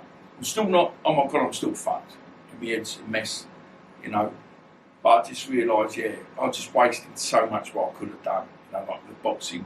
If I'd done what I was told, and, you know, I should be living in a big house. Yeah, so going back, let's talk about your boxing career. Yeah. Looking back at your pro boxing career, you achieved a lot though. You've done well, especially in amateur. Then going into pros, you achieved a couple of Southern area, international title. But what could you have achieved? Everything. I was a potential. And you would have been a world level cruiser, wouldn't you? Yeah. Yeah, I mean, I was sparring with Montel Griffin. He's the one who had the first, I know it was the disqualification, but beat Boy Jones Jr. And he came over, Dean Powell, God rest his soul. Yeah. He set the sparring up, £100 a day. God, I was like, £100 a day for sparring? Right.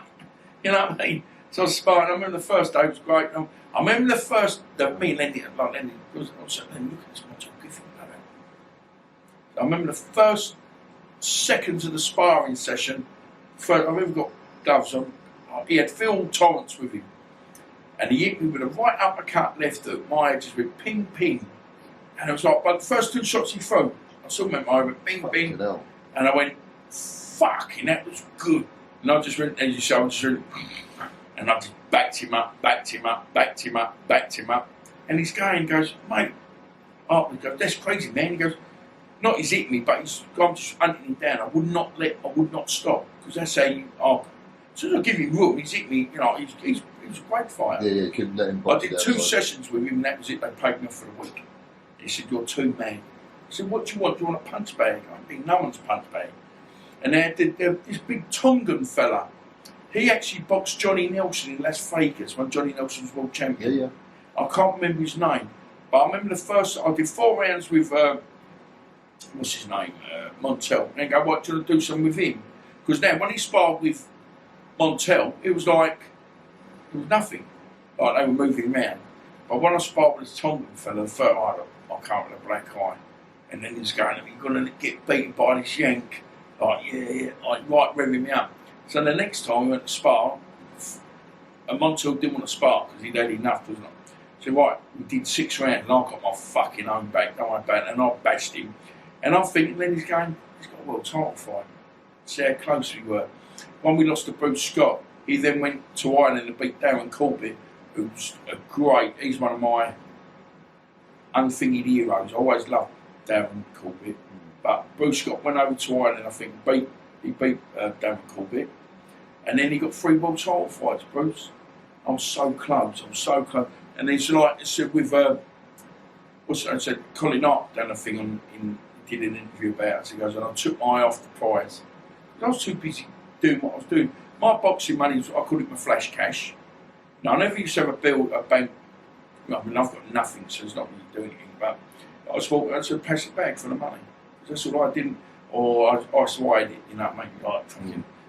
You'd be lucky if I even my house now, cobwebs now. You know, when you have kids, it changes, doesn't it? And that's everything now is about kids. Everything, I go to work now. I do 90 hours. Monday to Friday, I do 90 hours.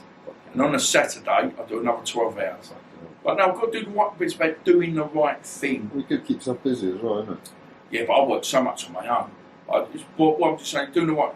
My daughter wants things. Now, if I all of a sudden go back to how I used to be, two things are going to happen. Either I'm going to get nicked or I'm going to get killed. I'm going to last 5 minutes in this world now. Everything's changed. But also, all the things I try and teach my daughter about doing things the right way. And all these people I've met now, they're going, oh my God, how much you've changed your life. I mean, I was working at this hostel, and we were sitting, and this fellow policeman walks in, because, you know, whoever's there, and go in and check up so-and-so. And this fellow goes, can I talk to you afterwards? And I shit myself. Oh, what for? And I've done nothing, I don't know. The manager's there, go, look, don't worry, they ain't me out in front of something. You know. I'm sort of paranoid, you know what I mean? I can't help it's the way you are. And he goes, can I just shake your hand? He goes, because you've changed your life so much. Because I know you are. And I said, I really appreciate that. I said, listen, my daughter's done it. My daughter, always. And he said, well, he does a lot of work for like, you know, like in the thingy schools, bad kids. He said, would you like to come and talk? Listen, I'm saying to people, I ain't finished, I'm far from finished. I still have bad days. I still want to bash people up. I just realise now I can't. But then also, it's like, if I can help people, I will. I really am a massive people pleaser. Because then I know it's bad, because it just takes the light from my shit. You know, I'm having a bad, I'll go and help you do something, feel good about that. You know, and it is bad. You know, when there's a fellow, a pal of mine called Mus, he does this, you know, he does a gloves, knives down, gloves up, knives down thing. Massive thing now. I've got another friend of mine called Kate Bristow. She was trying to get us involved more in the, like, naughty kids in Essex. I say, the naughty kids in Essex, you go and put them in the middle of Hackney, they're like choir boys. And that's the difference. Yeah, I've seen it. I mean, I'm in the suburbs, so I've seen it compared to the Hackney. And the kids now, they don't even want to do fabric for your window. So these kids will like you down and chop you in a million pieces. Yeah, chop you, shoot you. Yeah, that's what I'm saying. And these kids are like 14, 15 years old. All I'm saying, listen, I work in the middle of Hackney. I try and treat people the way I want to be treated. And that's all I can say to people. I don't want no grief off of no one anymore. Yeah. And it's like, it's hard because all I say to people say, have you changed? I haven't changed. And I'm not here apologising to anybody. But I'm just saying I've got wiser. So if someone walks up to me now and go, you know, because don't forget, I've done things to people that they look themselves every morning when they brush their teeth and go, don't done that to me, or like you do, so there it is. Yeah. And I've got my own marks, you know, I never got out about one scope, I've got my own stitches and, you know, I've got a few extra holes in my body. Don't think anyone goes into battle and comes out unscathed, do they, if you live in that land? No, but it's also like I've got a few extra holes than I should have, you know. But it's like, you know, it's like as long as no one comes and braces me, then I'm, you know, because you've got to be careful, because, you know, when people go, I've changed, yeah, I might have changed, but they ain't. So, you know, I've got to catch them. Man, that's why I don't like going to pubs. And that's what I said to, I was speaking to Kevin again, Mitchell, a week about.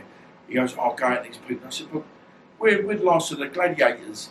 So, being the last of the gladiators, my arena's like a pub, a nightclub, where there's booze, like alcohol, drugs, women. You want to strut your stuff like a peacock. I'm 52, man. I've got a pair of bollocks on me. Don't worry about that. You know what I mean? You know, and I like, well, my God, I love women. But then, so when you walk in there and go, look, that's a Dominic yourself. And I ain't silly. But how do I know that ain't so-and-so's son or so-and-so's cousin or someone I've bashed up or put like her or whatever? So, yeah, I'm still very, you know, I suffer really bad paranoia. And I said to you today, like me coming here, you know I love your work. And I think, and the mad thing went through my mind. I went, imagine I'm getting set up. I do know a few crooks. But it's not that though, because look at them, like Tony Tucker and Tate and the other Dimmo, what his name is. They knew them people. They got so it only takes. You only got to be off the guard, guard, and not. That's why. Listen, I keep my hands in my pockets now. I'm like 18 years because I feel like being in rehab. Since Bella come along, I try and keep out of the way of everybody. My name got mentioned the other day about saying, my pal rang me. I said, me and my good friend, who's another one, he's kept out of the way for a long time. A top plumber he is. And if he's watching this, he'll know it is. And I said, your name's me? I said, yeah. I said, and I told them, drop us out. It's nothing to do with us. Now leave us alone. I said, if you want to come and work with me, come and do some work with me to see what it's like to work. You know, they go, oh no, laughing and joking. I said, so whoever these people are, telling me and him, nothing to do with it. You know, if our names get mentioned, we want money. But it ain't like that because it's idiots. You know, I said, but you know, I said, oh, you got your phone. I said, I don't want nothing to do with nothing. You know what I mean? I'll go to work, come home, see my daughter. That's all I'm interested in now. All I'm interested in is, you know, there's not, you know, of course I'd love to tell some proper mad stories, but also know that I'm going to get in fucking trouble for it. You know what I mean? It's like when I talk, like we have certain people and they can tell you because they've read. You know, there's certain things I'd like to talk about, and especially just for me to get on my chest. It's like letting sleeping dogs lie sometimes as well. So yeah, I mean this kind of people. I think probably I hope you're not going to be falling asleep. There's one thing I do. I will tell you the truth because the truth will set you free. Yeah. And it ain't always what you want to hear. With me, when I got me bit of grief in the gym, was I become someone I despised. I become a bully. And I walked in nightclubs and I didn't have to pay. And the doorman would say something, so I bashed the doorman up. I didn't care. But the only thing I notice now, which it thingies me now, is that I worry about everything now. And where before, from about 26 to about 32, about 8 or 9 years, I didn't care about anything. But now, I think certain things should just set me off. And I don't like that. And I said to my mate, I said, why can't we go back to how it used to be? And he calls it seasons. So like when we used to go to Tenerife, we used to have a mad time at Tenerife. It was like the Wild West out there. God, you know, I shouldn't say this because we might be women out there, but in Tenerife, I probably knocked out more people there than you had wanks. You know what I mean? It's like, it was madness out there. It was like something out of the Wild West. You know what I mean? It'd be, I walk in like people. I got set up out there a couple of times. Oh, this geezer's upset, son. Me being like, oh, I'm just bang, bang, bang. And all said, don't we get involved for? It was all rubbish. But it was kind of, it was a great life. It's very exciting. You know what I mean? We go, we talk about drugs. And again, this is the third time I've mentioned one of these things, but I can still, because Bella goes to me about drugs. And I can still remember coming out of Bobby's at 6 o'clock in the morning, you know, in Tenerife, and I had a bit of gear. It was one of the best nights I've had. We were laughing, joking. I think I probably knocked out 2 or 3 people that night. And I can remember walking along the beachfront. It was a beautiful 6 o'clock in the morning, the sun's out, we're all laughing. And it's one of the days you never want it to end. But now with my life now, I don't have nothing like that. It's like, except for Bella, my life's quite empty. But why? I don't get it. Show me the way.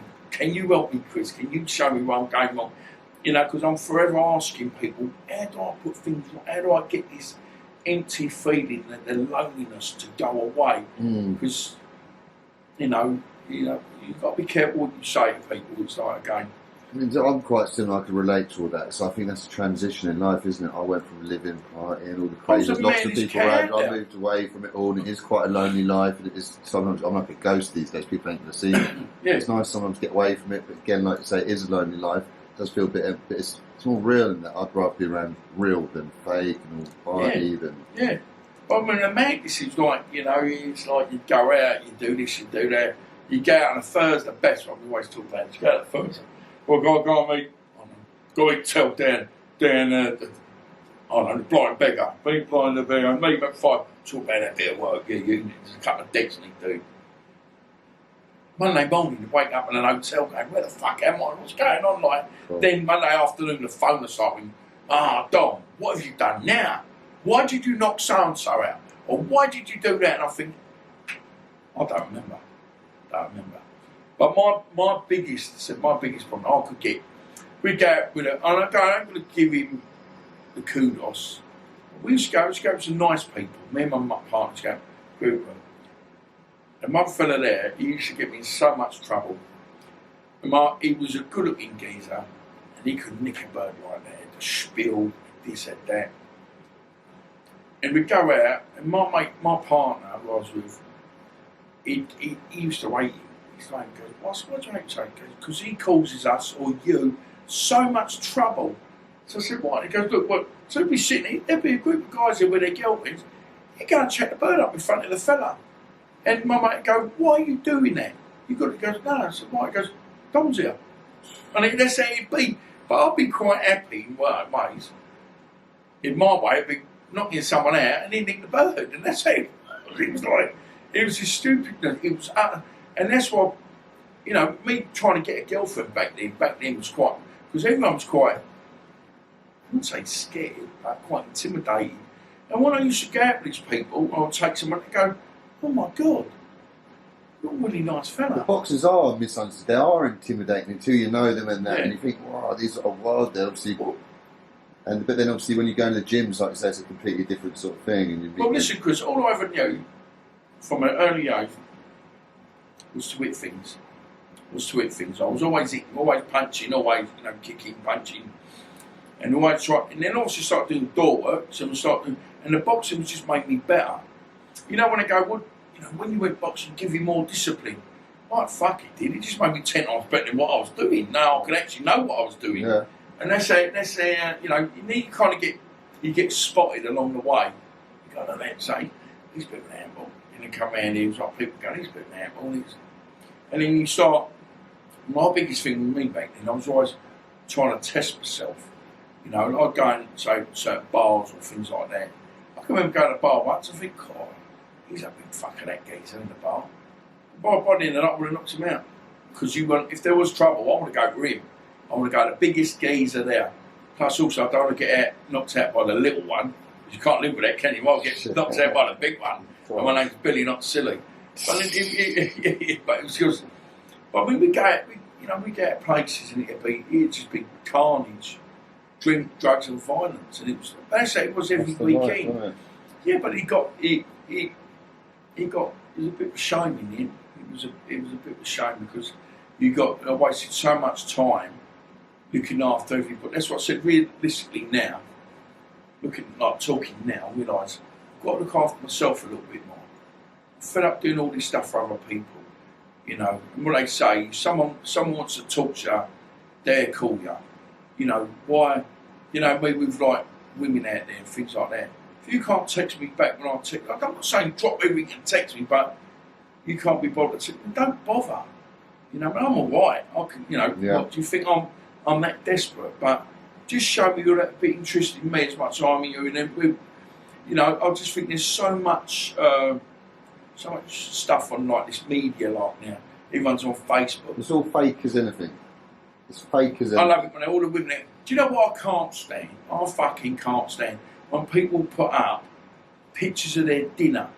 Look what I'm eating. I'm a cock a vein today. Who gives a flying fuck? Yeah. Or the other one, he goes, I've gone for a run, or I've done this mile like jog thing, or like keep it to yourself.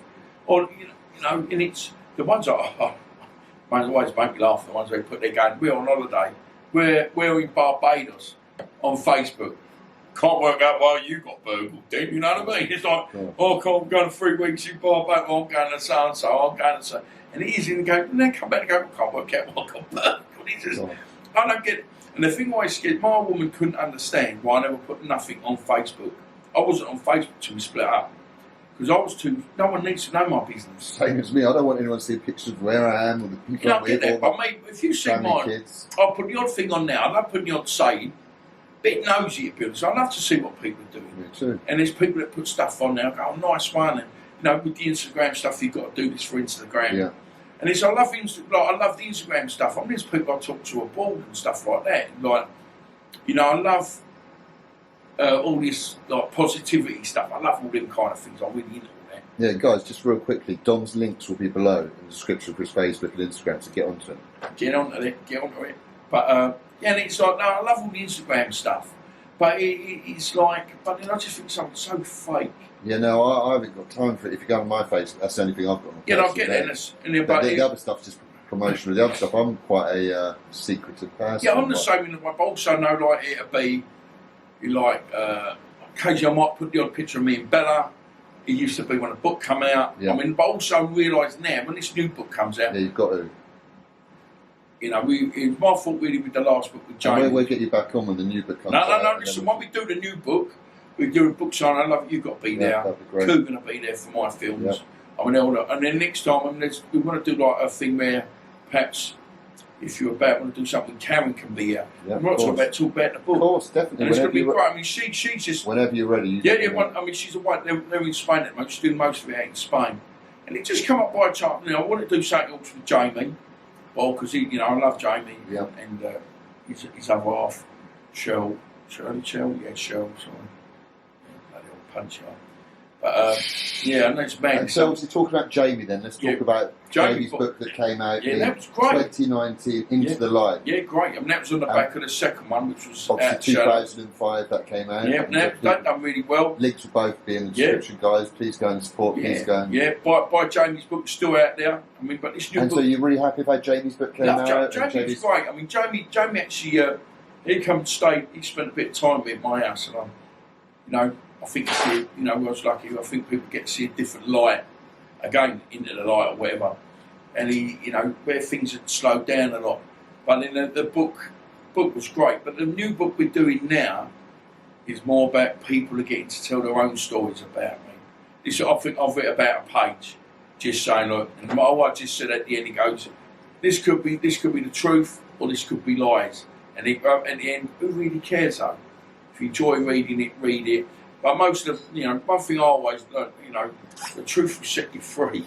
And it's like these stories, some good people in there, like Mark Tibbs, Bunsey, a lot of people in the box as well, but people you ain't even going to know. You we growing up could see me change from a boy to a man to an idiot, or that or what we're going to call it. Then they can see that, or actually, boy, man, then a dad. Because that's the bit that changed me. See, I still feel like I'm a bit like a caterpillar. I'm in my cocoon waiting to come out to the beautiful butterfly, you know what I mean? Because I still feel like I'm this dirty, horrible moth, I just want to, when's it going to be my turn? That's all it is this book, like, where Karen's done so much work on this book. And she goes, Dom, you're not going to believe some of the stories they put in it. She goes, she's getting it proofwritten by someone else. And then both when, obviously some quite repetitive, guys. But then I'm afraid that's what people want to hear, don't they? They want to hear. They want to go, yeah, okay, and then live happily ever after.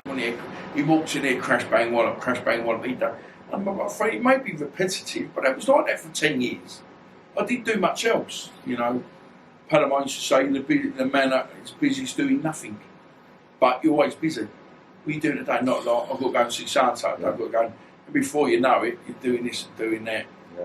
I mean, I can always remember. I'll tell you one story. We had this. We had this fellow and he earned a lot of money. Well, quite an old boy. I was only about 30, didn't see my eye, I was about 50, so to me it was quite old. Look at me now, 52 now. Times changed. Yeah, but I still rock and roll with a 20-year-old. It's not about that, Experience overcomes enthusiasm.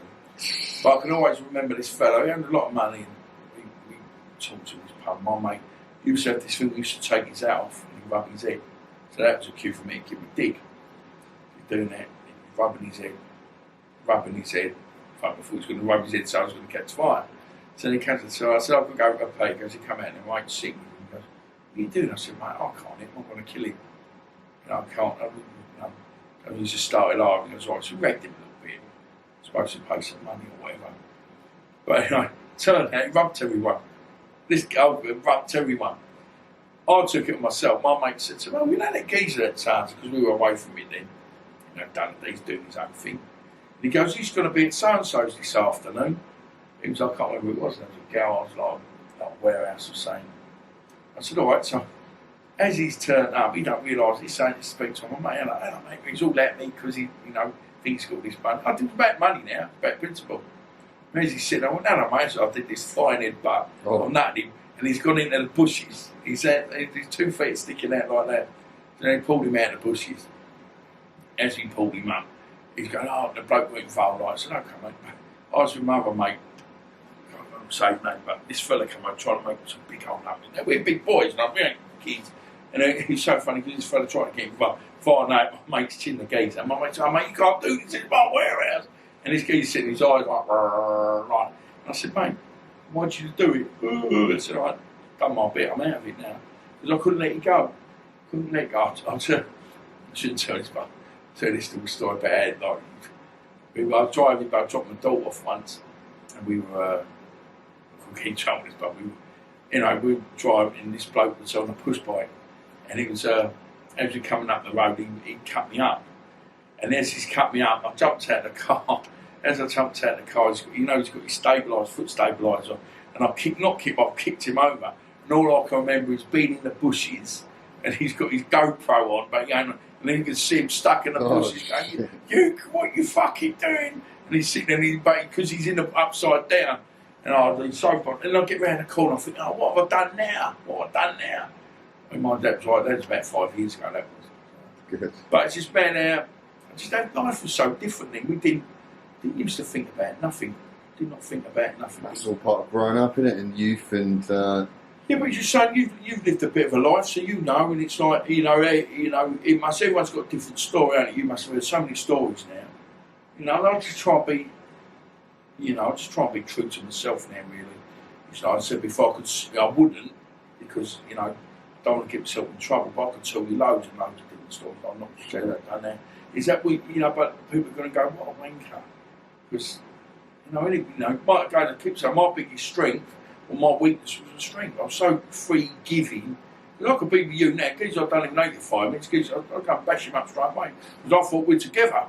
Who's my mate? You've got to be loyal. And that's why I got my arse smacked in the end. I was too loyal to people that didn't deserve it.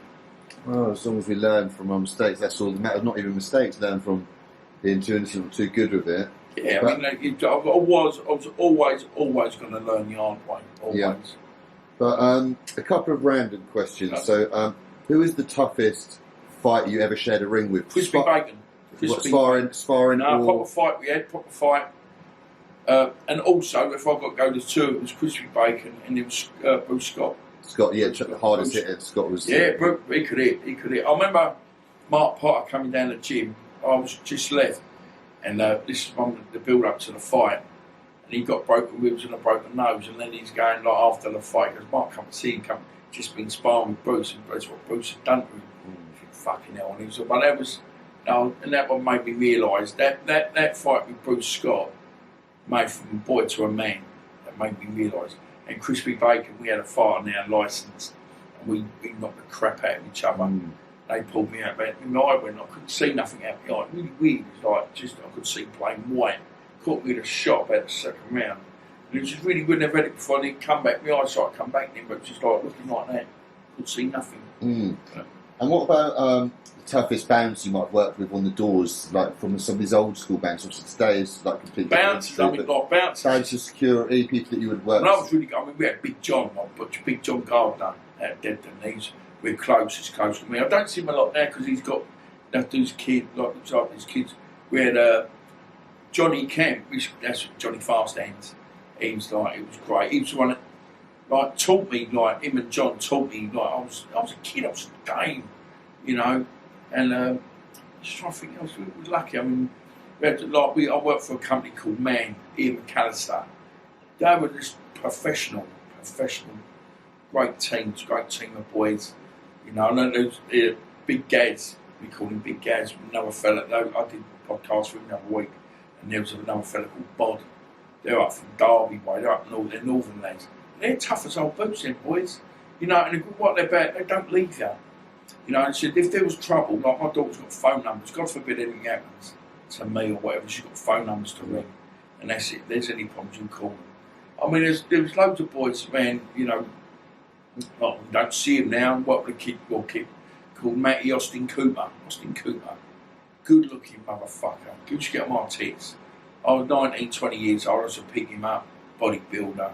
All the birds loved him. And there's me with curly hair, glasses, quite skinny then. Wasn't like as big as I am now. But and then I said to him, I said, really look up. And he didn't know. So I said, really look up to you. And he go, what are you on about? What are you on about? He said, but you, everyone respects you. He goes, yeah, but I can't fight, but you can. So he used to work great, see their trouble. I knocked him out, and he's all birds loved him. I used to work with a fella called Terry O'Neill, he's in Australia now, tall Terry. And he used to work with all the bands and stuff. And even now we speak to each other now. He's done a bit in a new book. And he's like, oh, no, these are the people I looked up to, you see. And it was like they were good guys. They were nothing, you know, they weren't like horrible doormen, and you know, it was just a job. And I got that. And, you know, when I used to work, I didn't really have a lot of trouble working. I can imagine no one's going to try and trouble you. No, but it wasn't like that, because I used to look, when I was working at the venue, we used to have I used to go upstairs, like the top floor, and it was like the top dance floor. I used to love it. It was all indie music. I used to love, like, was it B-52, like Rome? They used to put that on. And they used to have the Groovy Train by the farm. But my favourite was All Together Now. And when he used to come on, he's been with Box, and the DJ, I can't remember his name now. We used to say, look at the happiest doorman we got here, and always laugh and joke. And I always remember one day, because I used to wear glasses, we had a fella called Dave Anderson work for us. He died actually, got stabbed. God rest his soul, he was tough. You know, he was only about 11 stone, but you could not peep that. Like, look at him, he had these man eyes. And I remember one day, they used to do the front of the house, and I was always doing like back. I was the plant pot then, but I was coming through then. And then I remember one geezer go, he said, he dug me out to this day. He goes, that doorman upstairs, glass, and I went, go upstairs and say to his face, go on, I dare you. And that's it was, and that's why I always got, never judge a book by its cover. I mean, I was 26 when I had the laser treatment, so I could go pro. And it was like, that must have been early to have the laser treatment back then. I thought it had been around like that 10 years or so. But do you know what? Tell a lie, it was 90. Because I turned pro in 96. Yeah. So it's a year, because that dude's an eye at a time. So it was, but that was about 90, because I had my last amateur fight. As soon as I had my last amateur fight, then I had it done. Treatment. You have to have 6 months different, you know, do that eye first and the next eye. Yes, you did well to have the career, especially where it was sort of touch and go, that sort of stuff. That must have been sort of new procedure. It was, but and also because it was nothing to do with the retina, it's to do with the lens. Okay. And there was more thinking. It's quite a thing, like, you know. But it's normal now, isn't people it? do boxing like after having detached retinas now, ain't they, and stuff like that. The operations. But yeah, I was always worried about it. I thought they were going to pull me on that. Of course. But it was it was really good there. I mean, it was like, you know, going just with the boxing, it was all different then. It was all, you know, I was just so happy when I used to box. You know, like training. Of course. You know, you had so much regime. Routine and regime, Yeah, I'd be out 6 o'clock in the morning, do me run. Then I'd go down to the gym, the Lloyd, do me 10 o'clock session. Then we go down to the other gym 5 o'clock. If I was sparring, independent, if we were sparring, we would normally spar quite early. We'd have to go so and so at 10 o'clock, so we wouldn't run. So we'd just sparring, and then we'd go for a run of an evening. So it was great. It was like, that was the happiest I was. That was always the happiest I was. It was like, my mates always said that. Yeah, you know, obviously boxing's, when two people get in the ring together, it's the purest sport in the world, isn't it? It's like so fair, best man wins. Yeah. You know, outside of it, the rumours obviously about how dirty the industry of boxing is with the promoters and the business and all. Did you experience that? Is it as dirty and as ruthless as they say? Not so much me as a fighter. No one ever fucked me. You know what I mean? What I asked for, what they offered me, I got. Never ever, like, Maloney never took a penny off me. Then I went and done my own thing. Even on the unlicensed, to be honest, as a fighter, I worked for Alan Mortlock exclusively. You know what I mean? And me and Al always, it was like a dream team. You know what I mean? Al really looked after me, got me on my fights. I've done the tickets. Yeah, he's going to be a proper fella, isn't he? Alan's great. Yeah. Alan's great. You know what I mean? He's old school. You know what I mean? But obviously, then when I was training the fighters, I got to see a different side of things. Yep. Then obviously, I got out to see fighters treated the trainers. It wasn't how the fighters treated the managers, because we got all, you know, and it was like, it wasn't even so like that. It was like, I was so close to my fighters. You know what I think? I think I got too close. And then that's when it was enough then. It was enough. I put them first over everything. No, I can't go doing this. I'm doing this. No, I can't do this. And in the end, I suffered. They didn't suffer. They're still out there doing what they're doing. There's not enough loyalty. If the fighter's sticking with the trainers, my boy will stick with his trainer to wherever he wants to go, you know, until that point. So. And, as I said earlier, the only one out of all of them that showed me a little bit of honesty, would it honesty or I wouldn't even say loyalty, because they've gone their own way, was Umz Shiraz. Because I remember I was sitting there, I was working one night, about 10 o'clock, a text come from him. He said, he goes, Dom, I'll never forget what you did for us. I don't know if I still got this, because I did keep something. He goes, because without you, I wouldn't be where I am today. But it was a joint effort, you know. It was always, because I always knew Umz was going to do his own thing, you know what I mean? But I remember we was out in Spain, when we were with the other fellas, and we had such a good team. We had top fighters, and it was great. That was, to me, that was I was so happy back then. Yeah. You know, that was sort of like I was happy until I come back, and then things just hopefully, it's like I said, you got so deeply involved with them, you might get back into it in a couple of years' time, you might not be so deeply as it grows. And it's all learning curve, isn't it? So we'll see what happens. And I'm sure Hamza's hopefully going to go all the way and become world champion. You can take some credit in that, can't you? I'm sure that'd be a buzz for you watching that. Yes and no. I mean, I wouldn't take credit. I mean, not Lenny, credit, but Lenny Butcher that used to train him. He's the one that trained him, and you know, there's a couple of trainers involved. I think it was Eddie Kelly that had him as well. But you know, do you know what I mean? It's not about taking. He's training with the Americans now, isn't he? Yeah, he's out in Las Vegas. He's living their life. Yeah. Los Angeles, I mean. Yeah, I can't. Living the life. You know, and he's Uncle Taz. His Uncle Taz. Because he's related to Amir Khan. They know what they're doing. You know, and all I just want him. You know what I want for him? I just want him to be happy. Yeah. Do you know what? Fuck boxing, fuck titles, fuck this, fuck that. Me, I'm saying to him, I want to be happy. Cool. What about me? What about me? Just make me happy. And that's as if anybody in life can be happy, then I really want people to be happy. I know people that got money, you know, big money, they're not happy. And I just think, what is that? With me, money's not my God. Don't get me wrong. I'd rather be happy with money than not happy with no money. You know what I'm saying? It's a lot easier. And also, money gives you choices. I mean, I'm getting up at silly o'clock, don't go to bed for about 2 or 3 days. But it's my fault because I didn't do the right thing. Me too. Yeah. I'm suffering now for the mistakes of the past. Yeah. Again, don't get me wrong, I had a great life. You know what I mean? I was walked in clubs, in papers, thought I was the bollocks. Same, but when you're sort of doing all that rather than worrying about the future and trying to be like these other people, mortgages and all this sort of pensions and all this. Now you realise pensions now, hopefully, in a good way, I won't be here to worry about pensions. I don't want to make old money. I could get it, let alone know about what it is. You know, I just want, if I could be now, if my mum was alive now, she's been gone 11 years February, I'll be out there living with my mummy in Italy with all my family, because that's all my family. And where are they from in Italy? Amalfi, Maiori, next to Amalfi. Have you had a chance to go out there, meet some of your family out there or anything? Go all the time. Do you? Only because of COVID, we haven't been, otherwise we go at least twice a year with my daughter. It's got the sort of mafia feeling from you. I don't know about that, mate, but let's hopefully you can get back out there soon then. I'd like to. February, I'm probably going to have New Year's Eve out there, because Bella's doing her own thing this year, so we're going to do our own thing. But it's, you know, I said if my mum's alive, I'll be out there with her, living with her, picking lemons, going out in the field picking lemons, and I'll be quite happy. Of course. And so what does the future hold for you now, Dom, at this stage? And when's your next fight going to be? Obviously, if people don't know, you've been fighting right up until a few months ago. He's competed in unlicensed grade. Won belts, done it all with that as well. You know, now I'm 52 now. I thought I wouldn't fight again. I had one the other month to raise a bit of money for my mate. Feel good? Yes and no. Of course it did. You know, knocking people out's great.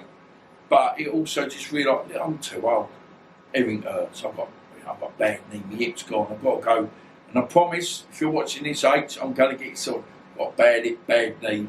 I promise to get that sorted out. You watch I'll limp now. I've got bad limp. But the fighter in you is they obviously find it really difficult to stop, don't you? Listen, I fight every day. I mean, look at one of your former foes, which is sad to see, Danny Williams. He's and the problem is, if you're fighting on the unlicensed like what you did, he's fighting against top prospects to this day. Yeah, it's insane. I don't know, is he earning good money out of it? No, I don't know, but do you know what I mean? Like, what's he going to have after it? Yeah, that's what I'm saying. Look, brain damage is one of the things.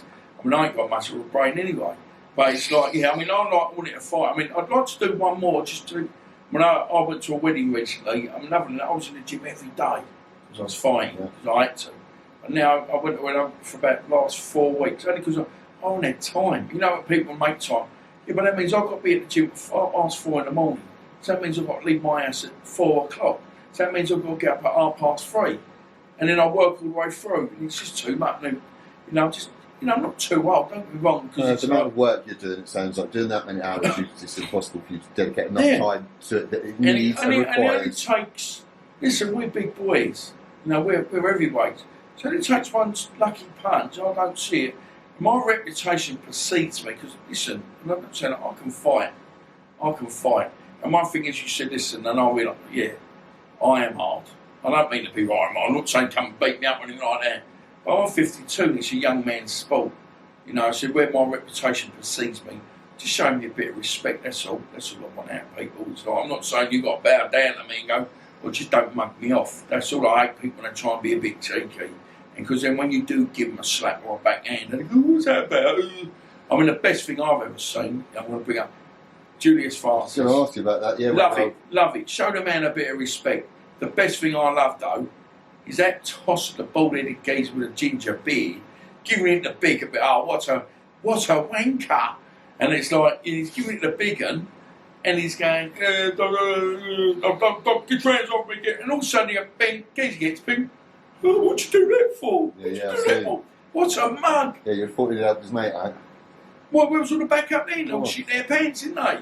Might. Either you're all together, or you're. And listen, and one thing I know, I've had that. Where it's on me, and I'm not saying I'll be knocked, or my God, I'll be knocked out, but I've had to fight more than one because everyone turned around and left me on my own. And that makes it, and I always remember the first time that happened, and then I thought, yeah, fuck me, I can fight, can't I? It's really weird. It's like, so Paul Julius, he's a proper gentleman. He is. But then apparently he's had his licence suspended. Well, yeah, he has. I saw they said they were going to back him, and then they end up taking his licence. I don't know if it's him. I don't know about the SIA, but I know the club backed him. Yeah, the owner or the manager came out and made statements, all this sort of stuff. But I think it's SIA. You can't. Don't get me wrong. Back in the day when we were Dortmund, we could get away with murder. Because there weren't all these people putting cameras out. Don't get me wrong. Back then, listen. People deserve a right hander every now and again. Mate, he certainly did, sir. Come on now. And it's like, Now, the world's become too politically friendly at these sort of things with that sort of stuff. If a bouncer can't give someone a slap at the point where they need one, then it's... But they did, didn't they? You was all getting a bit naughty. Listen, you don't know I'm getting hurt. Come on, but sometimes you've got to make... Not Tyson Fury backed him. Everyone's backed him, you know what I mean? But somewhat, and...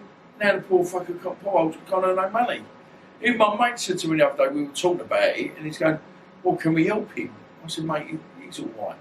It's like, I'm sure there's other things going on. It's like, but this is the world we live in now. Of course. Listen, I've had, growing up, I had enough cracks off for Dortmund growing up, but then by the time I got to 18, 19, I was a Dortmund. Yeah. And that's why I always realise now, you give them a bit of respect. Because 9 times you might get your dickhead on the door, things like that. And also they're doing the job. Yeah, no, I had a couple of cracks when I was younger, and that sort of taught me a lesson, but I deserved it. But can I ask you, when you go, did you get a kick up your arse off a copper? Did you get a backhand off a copper? I did. No, but I did when I was playing. Locked up enough by him. Yeah, but we had a bit of respect for the police. It'd be nice if they'd give us a slap round the head and just let us go rather than... But we were back then, we respected the police. And I know there's like, it's good or bad, but there's no respect for nothing out there anymore, is there? No matter the shit they go through. We have the police come in the hostel now, and they ain't coming down, so we ain't walking down here. Because it's very intimidating down in Hackney. But they're doing their jobs. And I realised, growing up now, when we were like into that kind of, whatever I was doing, was that it was them and us. But without them, there'd be anarchy. Yeah. There'd be anarchy. And 9 times out of 10, when the shit does hit the fan, so it does go, who do you call? We call the police, don't they? And they'd be, why aren't you doing the job, or why aren't you doing this, or why? Because, it's an hard enough job for them to do. I'm not trying to say, oh my God, I'm not sucking up to them, but I just see a different side. How my life's changed, I've seen a different side of things, how hard it is for their job. I'm not saying with us, but how they have to deal with things. It's Perhaps I should become a policeman. Definitely, it's a better place than here. It's much there's good and bad in everyone, and everyone's had bad experiences with them. If you want to go to a place where there's no police and there's no law, my God, it's going to be anarchy, ain't there? There's going to be anarchy out there. So, but it's just a mad world we live in, I'm afraid. Indeed, but Dominic, I'd like to really thank you for your time today. It's actually been incredible listening to some of your stories, and hopefully this could be a regular sort of thing. And like I said, when the book comes out, and then I'd love to. I just hope I haven't bored you. I really mean that, because I was sitting sometimes doing, fucking hell, I don't know if I want to. Your life's been far from boring. No. But do you know what? Just want my daughter. Can I be honest? One thing with I have a thing. Who? I've mentioned I've got a daughter, but I just want to be proud of me. I really do. Like real diff. I was proud of my dad. Yeah. He was a proper soldier in the prisoner of war. I adored my dad, believe you or not. It was only until I was 26 when I put my arms around him and he actually gave me a hug. And so I love you, Dad, because it weren't like that. We were old school. I could put my arms and go, my dad's like that. Yeah, you can't hug him and think. Of course. Yeah, but Miles, and I was just throwing my dad up. I was going, you baldy old kid, what are you doing? You're on your hand pump. My mate to go, who the fuck's he talking to? My mate go, that's his dad. Because my dad always knew I was happy then. Because I phoned him up. I phoned him up once. I was in Madrid, flying from Madrid. I thought I was getting out of the country, whatever. And I went, Dad, you alright? And he went straight away. He goes, I knew I was in trouble. Yeah. But I love my dad. And if my daughter, I adore my daughter. She's the best thing ever to happen to me in my whole life. Fuck winning titles, fuck anything like that. Anything. Of course. And that's why I was there when she was born. I was forever grateful. That's why it's always hard with me with the old woman, because I was forever grateful for what she gave me. And that's... So you can't, like, whatever happened between you and that's here. what kills me. I'd like to say it's for all the stuff you've achieved in the box and everything else, number one achievements, children, isn't it? Yeah, she changed my life so much. And so I'm forever grateful to Nick. He changed my life as well. And she gave me something I always never thought I'd have. Yeah. And that's the little bit of peace and happiness I get, is when I'm with her. And nothing else covers that. It's it is what it is, mate. Yeah, I can relate. That's the most important time is the time with the children, isn't it? But anyway, guys, just get quick, hold on. New book's going to come out hopefully before Christmas. Got to thank Karen Sanders. So when that comes out, you let me know, so then I can promote that at the same time, and then we can sit down with you and Karen. And I'd love to do something with Karen. I'll let her talk for a little bit. Don't let women are. Don't let them say too much. But she's great. But she's opened up even quick now. I know we're going to run out of time, but there's no running out of time. You keep going. But she's so she's going, oh my God, I didn't think these things could happen, or these stories she's got. She goes, it's opened my mind. What's so good about her doing it? She doesn't know nothing about boxing, security, being hard, doorman, so she's so oblivious to it all. So once she writes this stuff down, she has to write it like it's been said.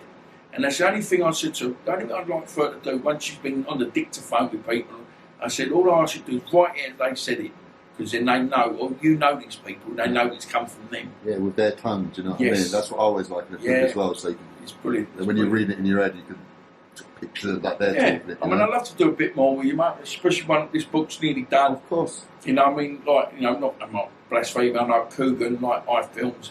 We're really like we are. Great fella, and I look up to him a lot. Yeah, listen, you start realising there's enough for everybody out there. Of course. There's enough. You throw a bit of breadcrumbs out to people, don't be greedy, help each other. I said, Cook said he'll help me out with a bit, like filming the papers, like yourselves. Obviously when I do the book launch, because we're going to be self-publicated, I've got financial backup. Brilliant. They're in the paper, we're just going out in hardback with photographs in. And we do a big book launch where hopefully the people that put the stuff in the book are going to be there. And there's some proper serious people going to be there. I'm not going to say that. I'd love to be there. Yeah, but all people you've heard of, might not have done anything. There's stuff you might be able to do some stuff in the and there's people that you ain't going to know, people I grew up with. But it's got stories as well. Yeah, but good stories, stupid stories. It ain't all about crash bang wallop. It's, there's some nice stories in there, I'm not a normal person. I've got to say, when Nick says I'm just a nice, good person that's done bad things, that's all. Well, like I said, I massively appreciate the opportunity, Dom. And guys, make sure you support Dom. You've got his links for social media in the description, Insta, Facebook, and then you've got the links in there for both his 2 books that are out so far. And then hopefully by Christmas, when it does come out, I'll let you guys know. That'd be great. That'd be great. Just thanks for your time. It's been a long time coming. Should have come. It's my fault. I know we're supposed to. You know, a bit like now, I suppose you're going to cut the people's shows. And if you know the year I've had, I weren't even in a position. No, to I do it. totally get it. So we're all living, aren't we? We've all got stuff going on. We're all stuff, but we're all still alive. That's the most important thing. If you're still alive, you can still change things. So, but yeah, without further ado, thank you very much. Thank you very much. And yeah, till next time, thank you guys. Bye bye.